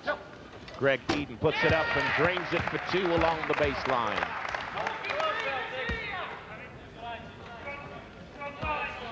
Well, that was good ball movement that time. Number 8, Masterson found Greg Eden along the baseline. Nice shot by Greg Eden. Woolard gets a shot off and is good for 2. See, they just have no way of defending, you know, the big guys inside. The Celtics do, and I'm sure that the Aces have been told, let's go inside every chance we get. Nice offense this time. Oh, that deserved to be 2 points.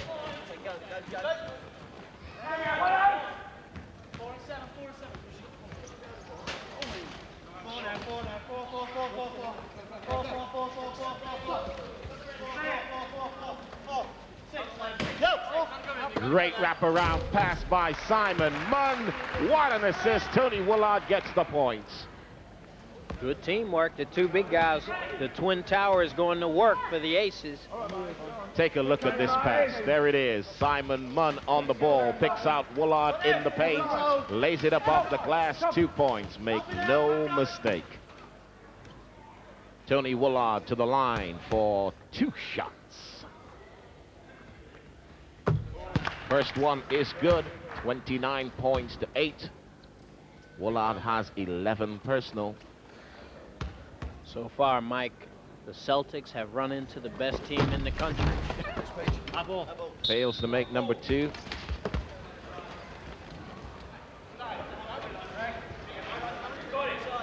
Ball is with Webster, goes to Sims. Sims cross court, ball is with Eden. Eden looking for something, has to take it himself, doesn't get the roll. Nice putback.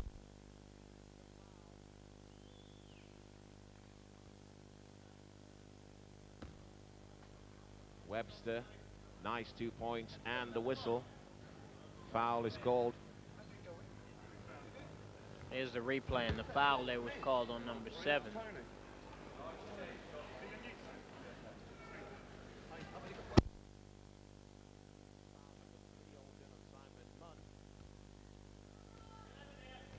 And I think what Coach Brad Dunson will do is give these guys Munn, Jai Ratney, Yvonne Walker a rest, certainly to prepare, if they need to prepare, for the final against the Steelers.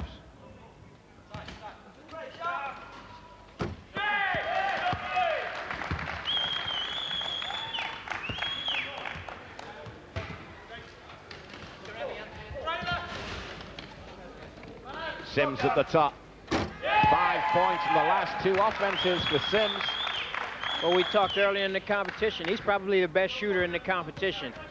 Very, very seldom does he miss because he takes such good shots. He's always pointed at the basket.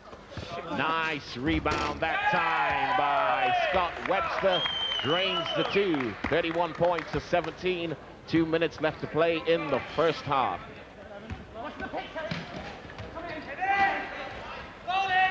Great inlet pass. And 2 points. Big play by Andy Blake on a nice assist by Nigel Smith. Balls with Sims. And once again, broken up, this time by Nigel Smith. Will he go to the hole? He'll attempt to on his own, and he does. And he is the key to that team. The Milton Keynes Aces use Nigel Smith really as their kind of big forward. Take a look. Good hand-eye coordination there. Gets to the ball and then focuses on getting to the basket. Looks around to see if his teammates are around, concentrates, and makes the layup. Less than 30 seconds left to play in the first half. And the big hands that time of John Liddy nearly breaking up that offense. But Webster on the ball, puts up a prayer. It isn't there. Smith pulls it in. And they're off again. The Aces. Smith takes a look at the clock. Gets a nice screen, that time from Mark Butler. Still Smith, puts it up. Doesn't get there. Povey has it. They will not get a shot off in time, I do not think. 2 seconds left to play. And there it is, the end of the first half. Comfortable half for the Milton Keynes Aces, who lead RGK Celtics by 35 points to 17. Has the RGK Celtics luck run out, or can they pull it back? Find out after the break. The set shot is usually given to the best.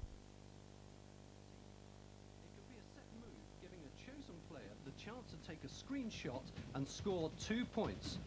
The set shot is often taken as a 30-second clock is running down.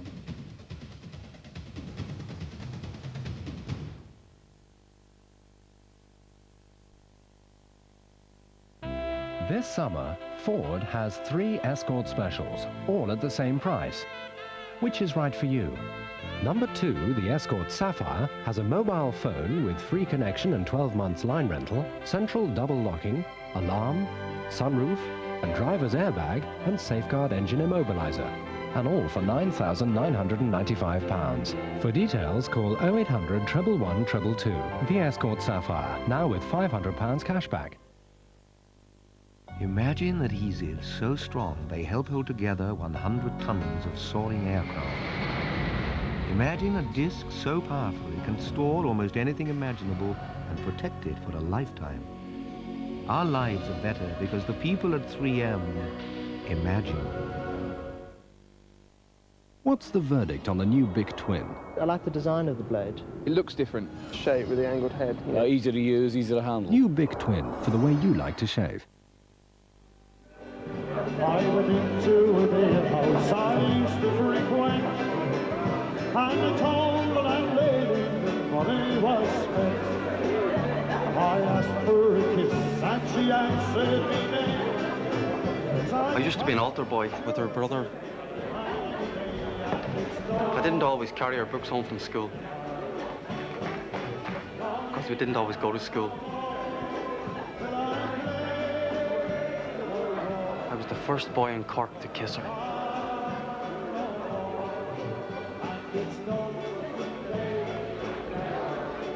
So I suppose it should have been me. But like the Murphys,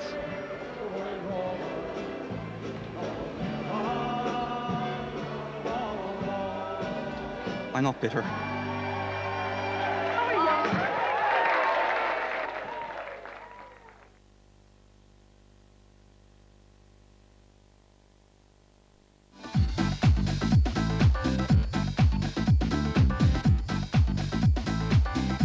Half-time score in the second semi-final of the Big Eight is Milton Keynes Aces 35, RGK Celtics 17. We'll rejoin the action in just a moment. Earlier today, our Big Eight commentator Alton Bird accepted an invitation from the players to try wheelchair basketball. They wanted to know what the best able-bodied basketball player in the running game in Britain thinks of their sport. Oh, fake pass, still doesn't get...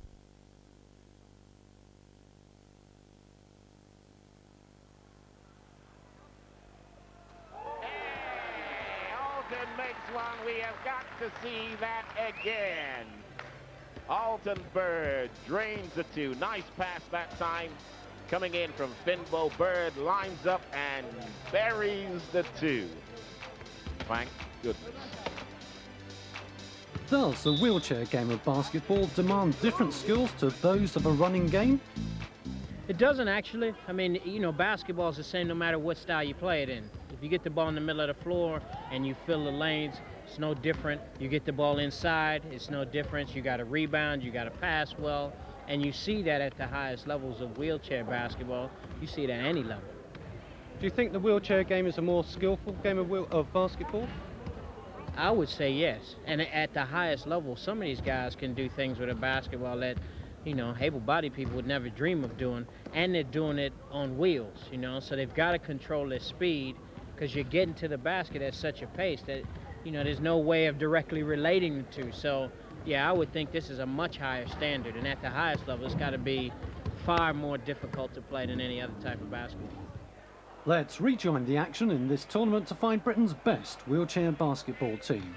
It's Milton Keynes Aces versus RGK Celtics in the second semi-final.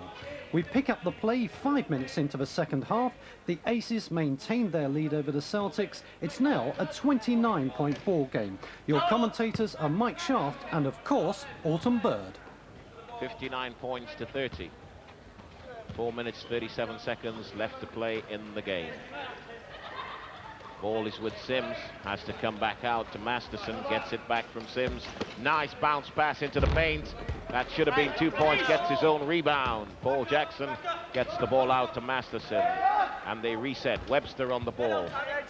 Webster has it back, nice give and go. Webster goes over the basket. Jackson puts it up and gets the two. Nice offense, that one. Came together in the end. Again, offensive rebounding. And I'm sure the Aces and Brad Dunson will now want to see too many more offensive rebounds going against them. They've got to get to the board, get the defensive rebounds so they can start their transition break. Jai Ratney on the ball for the Aces. Jai Ratney looks to go baseline. Nice lob pass to Liddy. Liddy unable to get there. No bucket. Rebound Webster for the Celtics. Ball is with 15, Paul Jackson, tied up. That time, I think the foul called on Martin McElhatton. That is correct.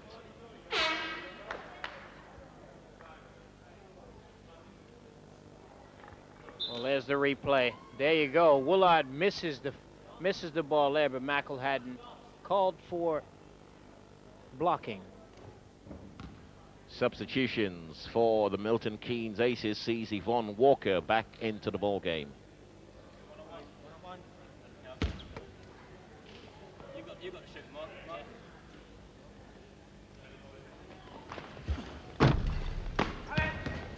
Sims pulls down the rebound, comes back to the top, has the ball back, goes cross court, picked off by Simon Munn. Ball is with Masterson. Nice lob pass to Webster. Doesn't get the roll. Webster pulls down the offensive board, puts it back up for two. Good hustle that time by Webster.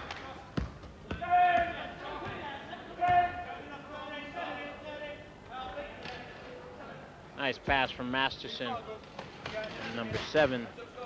Scott Webster misses the first, keeps the ball movement, and makes the second one. At the other end, less than 3 minutes to play. Simon Munn moves out to 12 points personal. 61 points to 34. Emphatic win this is going to be for the Milton Keynes Aces in the second semi-final of the Big 8 tournament. Oh, those long arms of Simon Munn. Reaches out and takes that Jai Ratney on the ball. Will he go all the way? Oh, what a body swerve that time. Jai Ratney. Oh, no points at the end of it. Smart swerve that time, Alton. Very nice swerve. He's good at faking left to go right. We saw him do that in the first half. And here it is again. Once he gets control of the ball, look at him. Look where his eyes are. He's looking at the rest of the court. Now he decides, yep, I'm going that way. Everyone else thinks I'm going to continue to go left. He misses the shot, but a good opportunity there to use the old crossover. Yvonne Walker drains the 2 on a pass by John Liddy. Here come the Celtics. Ball is with Sims, gets it back across to Masterson.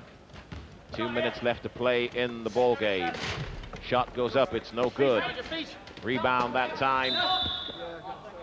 5-second call on Paul Jackson. Didn't like that call.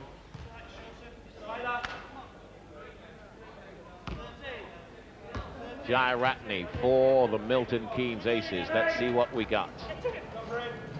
Jai Ratney, nice lob pass into the pack. Broken up. Mark Butler should have taken that shot, Alton.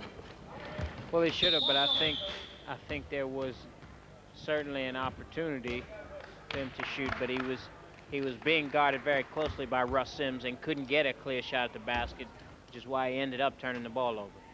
And committing a foul in the backcourt as well.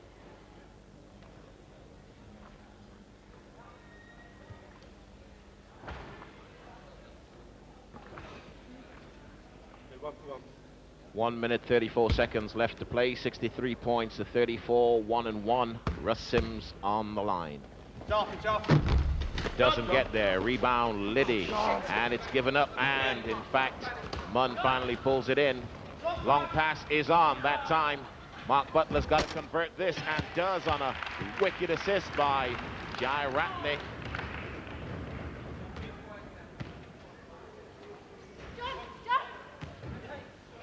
Good outlet pass from Simon Munn. He finds Jai Ratney, who takes one dribble, looks up the floor.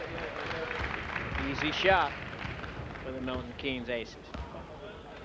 Scoreline, 65 points to 36 inside the final minute of the second semi-final. Nice again, dropped it in the lane, and there it is. Jai Ratney making it all happen as we come to the end of this second semi-final in the Big 8 tournament. He kind of likes this behind-the-head pass, says Air Joe. It always ends up being 2 point spaces, so I think he should throw them more often. Nice cut to the hole that time. That was a nice offense by Greg Eden, coming up with the points on a nice assist. Take a look at this one, Alton. I like this offense. Going to the hole. Great pass from Masterson and Eden there, being able to finish the play for 2 points.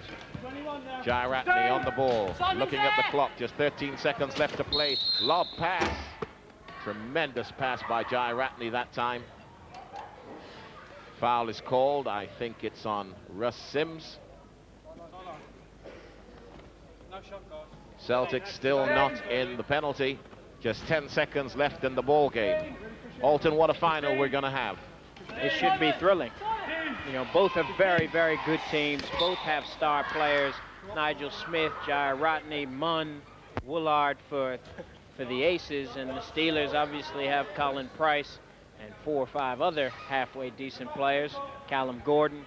So it's going to be a lot of fun. Should be a great, great, great final. The final seconds of the second semifinal, 67 points to 38. That's the final score, 67 points to 38.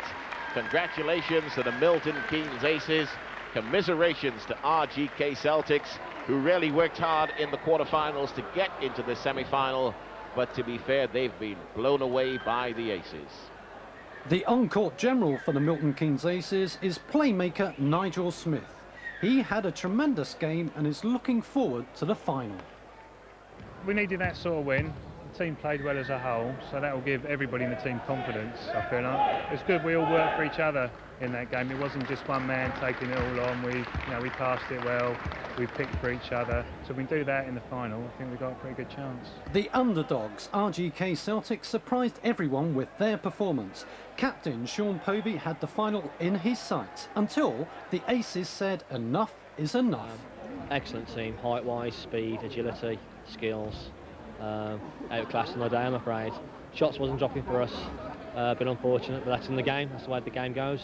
But we lost to a good team, no doubt about it. So, this is how it looks. We're down to 2 teams in this tournament to find Britain's top wheelchair basketball club. They are the Action Steelers and the Milton Keynes Aces, who will compete for the title Big 8 champion. That's next time. Join us then.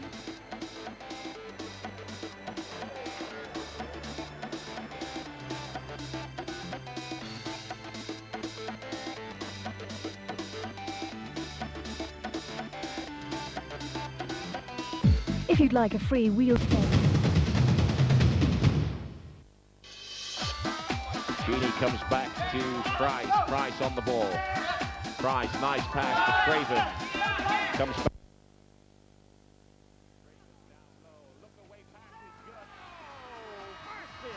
What a basket. Dave Bramley on a wicked assist. Comes back to the top. Jai Ratney's going to chase this one down. He's so quick. And the man inside as well, Jai Ratney. Oh,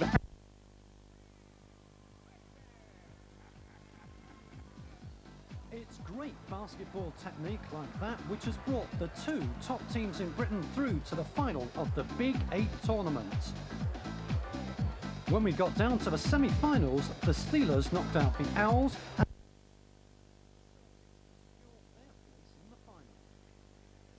It's the Action Steelers from Sheffield against the current champions Milton Keynes Aces.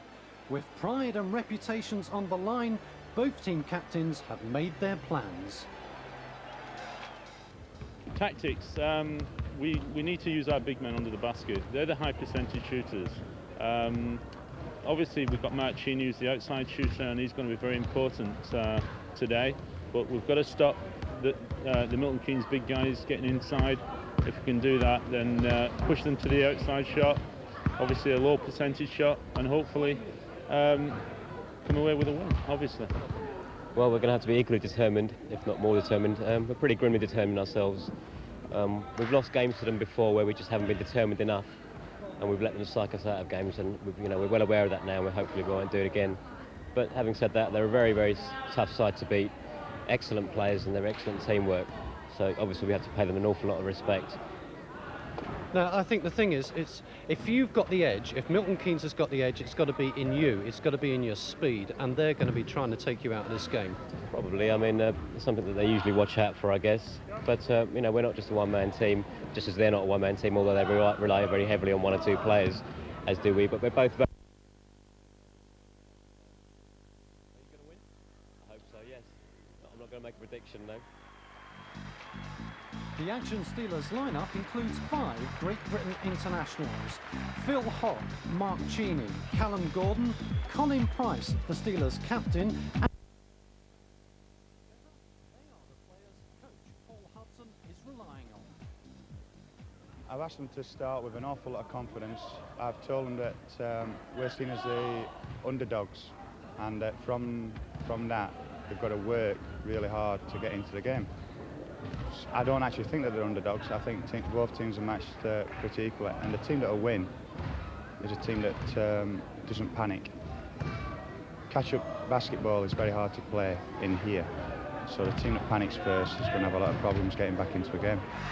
The Aces also have 5 GB internationals: Joe Jaratney, Tony Woolard, the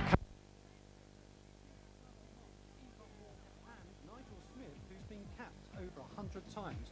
What more could coach Bob Dunson ask for? One of them will be the fast break. The fast break is something that we'll be looking to employ right from the go. Get the ball in Joe's hands, run up some points. I don't think anybody in the Sheffield team can stay with him, Even if they put a guy on him to mark his fast break potential, he should get past them. Are they going to try and foul him out, do you reckon? I doubt that. I doubt that. He's not that sort of...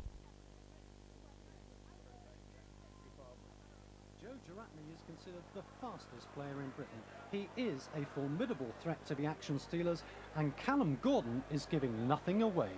They have got the edge. Obviously we're going to have to be aware, very well aware, especially Joe Jaratney's speed that he has got.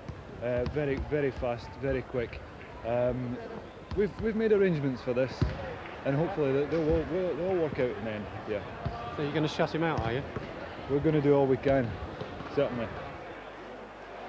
We join the Big 8 final between the 2 best teams in Britain partway into the first half. It's been furious.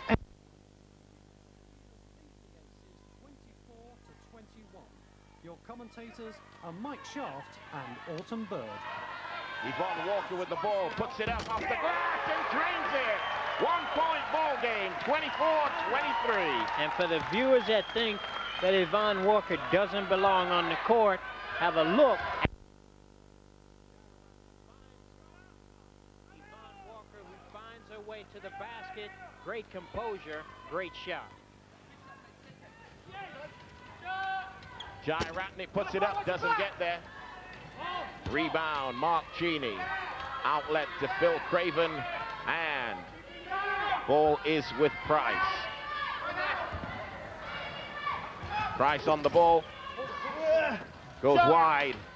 Basket is good for Phil Craven.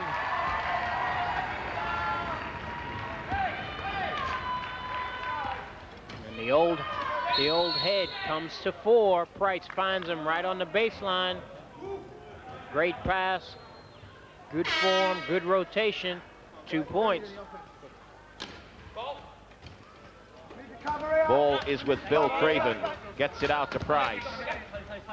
Price on the ball, goes first right, then to the left, lines it up off the glass, drains it for 2. I was just about to make the point that he hasn't had much impact in this game in terms of scoring points, and neither has Jaratna, but both of them have managed to make some great passes. There's the replay. Price. Jaratna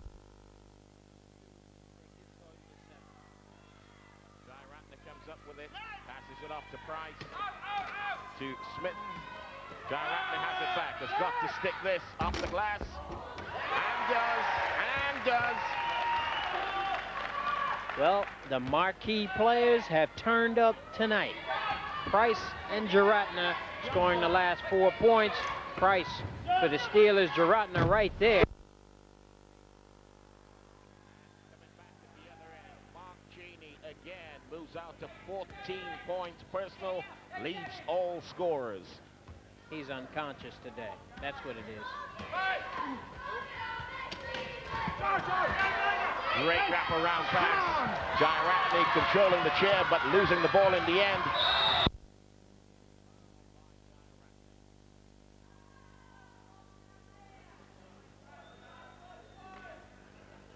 Well, Jaratna was probably a little bit upset that there was Price to steal the ball, and obviously stops Price from getting an easy shot. 5-point ball game, 30 points to 25. Just over 2 minutes left in the half. Action Steelers with the lead. Nice lob pass. Callum Gordon puts it back for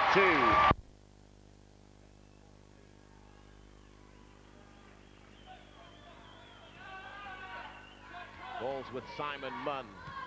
Milton Keynes Aces have got to do something now. They can't let the Steelers run away from them. Nice lob pass. Woolard on the ball, under pressure, gets a whistle.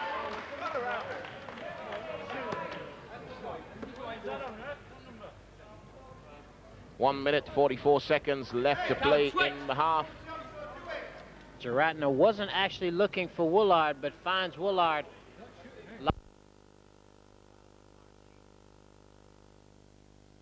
Woolard to the line for 2 shots.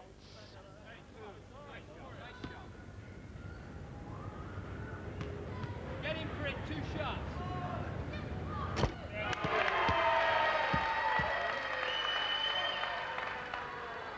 You're looking at the sheriff there, Tony Woolard.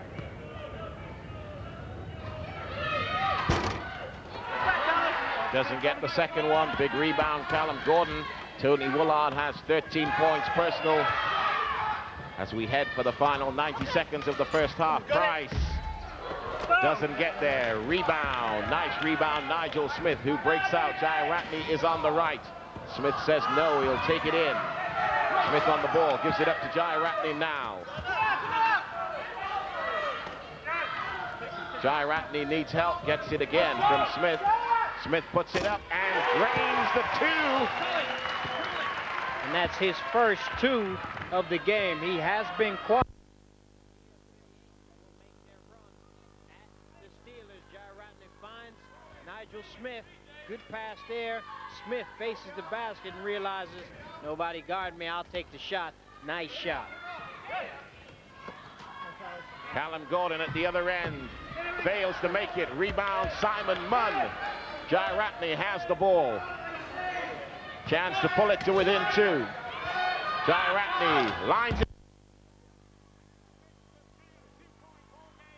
We're inside the final 30 of the first half. And the great thing about it is Jai Ratney knows that they get another shot at the basket because of the 30 seconds. There's 20 seconds on the 30-second clock, 2-second difference. They should get the last shot of the half. Callum Gordon gives it up to Cheney. Cheney's long on that one. Simon Munn, stolen away by Colin Price. Steelers will have the final shot. Price gets it.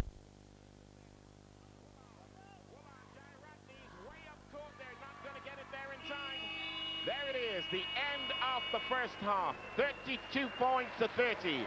The Big 8 final. Action Steelers versus the Milton Keynes Aces. What a ball game.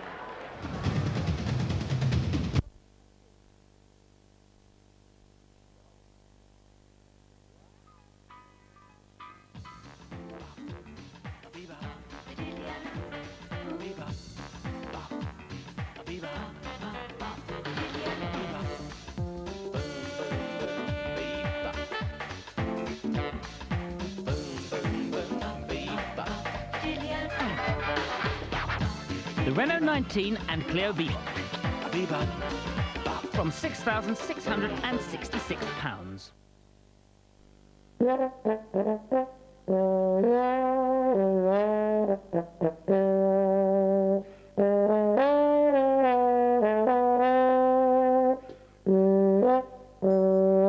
If you're about to buy a mobile phone, the way to avoid slipping up is to go to People's Phone and check out which of our 12 tariffs is cheapest for you. People's Phone, where talk is cheaper. For your nearest shop, call 0345 10 11 12. I went into the house I used to frequent, and I told the landlady that money was spent. I asked for a kiss, and she answered me nay. I used to be an altar boy with her brother. I didn't always carry our books home from school, because we didn't always go to school. I was the first boy in Cork to kiss her.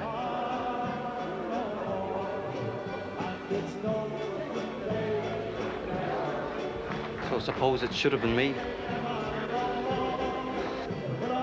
But like the Murphys,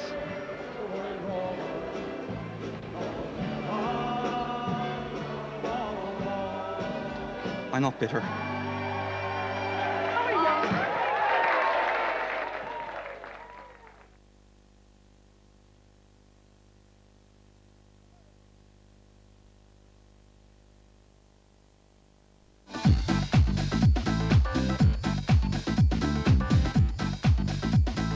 Welcome back to the second half of the Big 8 final. We pick up the Milton Keynes Aces have overtaken the Action Steelers and lead 55-48. Your commentators are Mike Shaft and Alton Bird. Great pass, great take by Simon Munn. What a bucket! Jai Ratney with the assist. Simon Munn had to work hard to control the ball, but he gets his 12 points.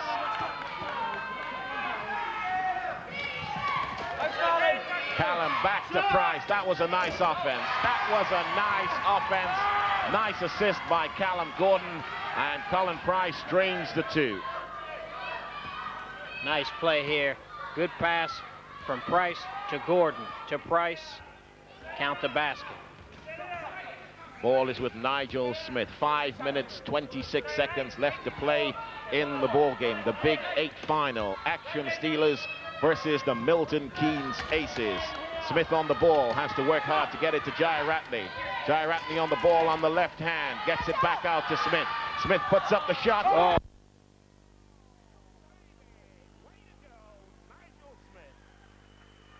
Great play there from Jai Ratney to Smith.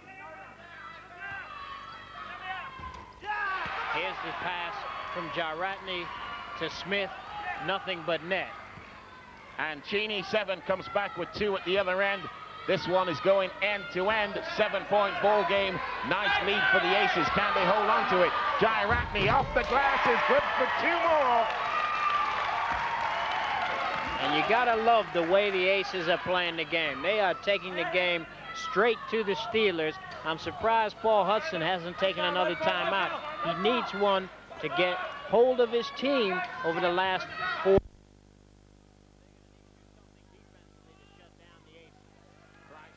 Let's see what the Steelers can do. Gets it out. And again, it's that man, Mark Cheney, who's keeping the Steelers in this ball game. 20 points personal for Cheney. On the ball, Jairatney. The pass back was there. Let's see where this one is going to go. Keeps it alive, but it goes only to Price.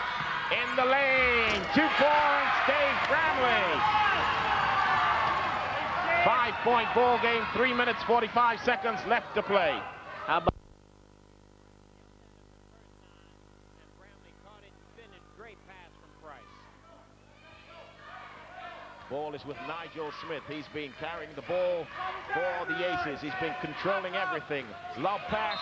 It is a blue ball, broken up that time by Callum Gordon, number 9 for the Action Steelers. 3.5 minutes left to play. The Big 8 final, 56 points to 61. The Aces with the lead.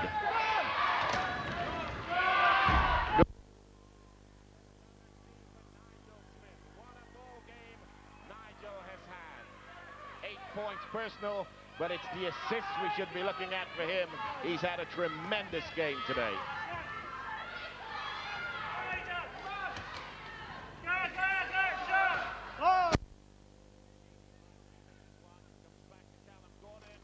Fails to make it. Rebound. Munn, there is a foul, and it is blue ball.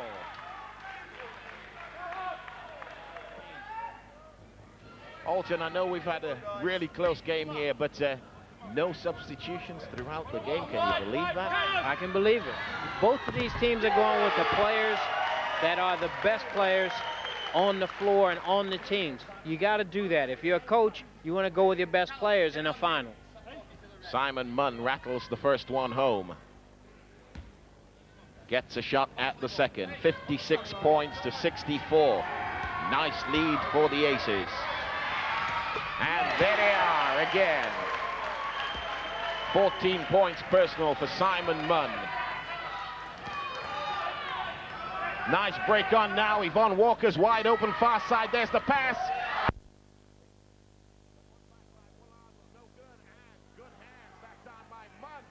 And of course, it's Jairatney. The basket is good for Simon Munn. Pulls it out. 56 points, 67, 11-point ball game. 16 points for Simon Munn. I think this one is all over, Alton. It's never over until it's over. You know what Yogi...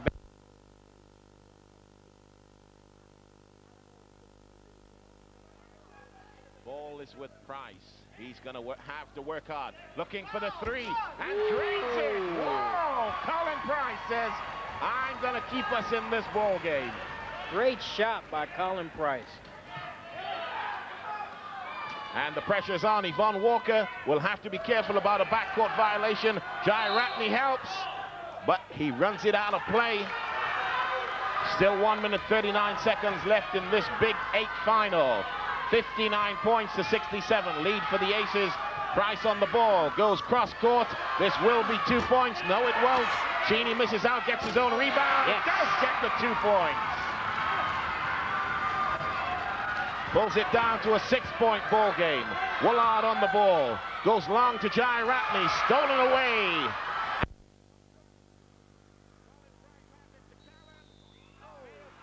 But they get the whistle. Think the foul is probably on Tony Woolard. Woo! Alton, this one ain't over yet. I told you that. Great pass. Price finds Gordon. All Gordon's got to do is make that one. Ooh, doesn't go in.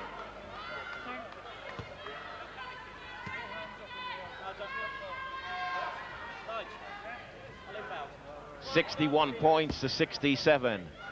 Aces probably need a timeout here just to cool it down a bit.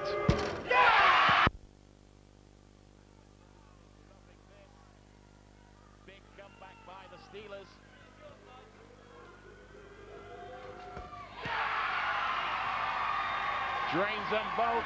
Down to a 4-point ball game. 1 minute, 13 seconds left to play. That's a foul by Mark Cheney. That will be foul number 3. This is it. 1 minute, 11 seconds left to play. He misses the free shot.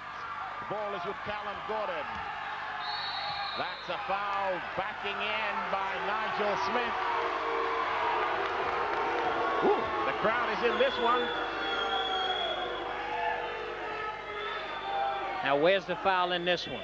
It's there. It's there. Saw Price and backed into Price. Here we go. Last minute. That's foul number 4, Nigel Smith. Good hands.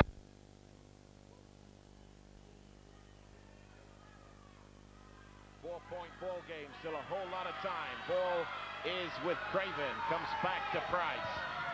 Price looking for the 3. Drains it! What a ball game! Woo! 66 points to 67. Ball is with Woolard. 18 points personal for Price. 45 seconds left to play in the game. Jai Ratney has the ball. Nice pass to Smith. Smith needs this layup. Doesn't get there. Callum Gordon has the ball. Let's see what the call is. Flat tire. Woo! What a time to get a flat. We needed that just to get our breaths back. 66 points to 67. 32.3 seconds left on the clock. Possession to the Action Steelers. If they make this bucket, they win the Big 8 championship. You know, a couple of minutes ago, Mike, you started saying that it looked like this one was over, and you thought the fat lady was about to rise. Alton. She went back. Just to get my team, the Action Steelers, going. And boy, did it work. It worked, Mike. It worked. This is it. The crowd really in this ball game and making a lot of noise. 32 seconds left to play. Callum Gordon on the ball for the Steelers. It goes cross court. Price has it, tries to lob the pass, and foul that time. I think it's on Simon Nunn. Yes, it is. Simon Munn commits the offense. Let's see if we've got 2 shots or 1 and 1. Let's wait for the referee to show us. There's the foul on Simon Munn. 1 and 1 the decision. That's a tough decision. Drains the first one. Ties up the ball game. 67 apiece. 23.7 seconds left to play. The Aces look like having the final offense.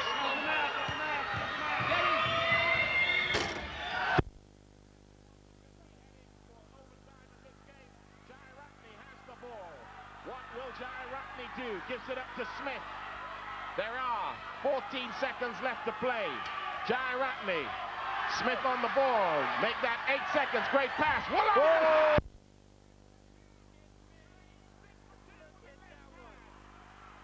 The ball is and the championship goes to the Milton Keynes Aces by 67 points to 69.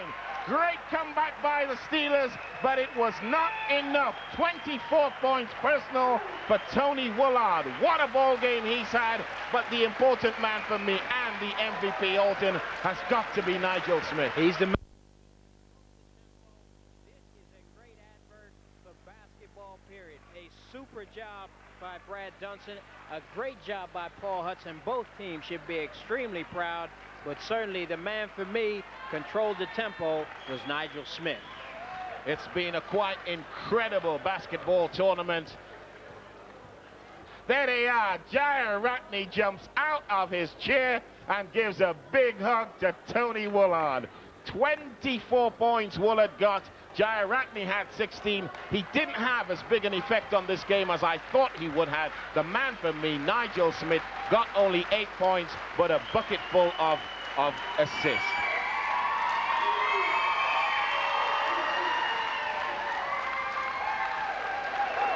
2 kilometres. The trophy presented by Mr. Alton Bird, captain of the Milton Keynes Aces, Joe Jayaratne.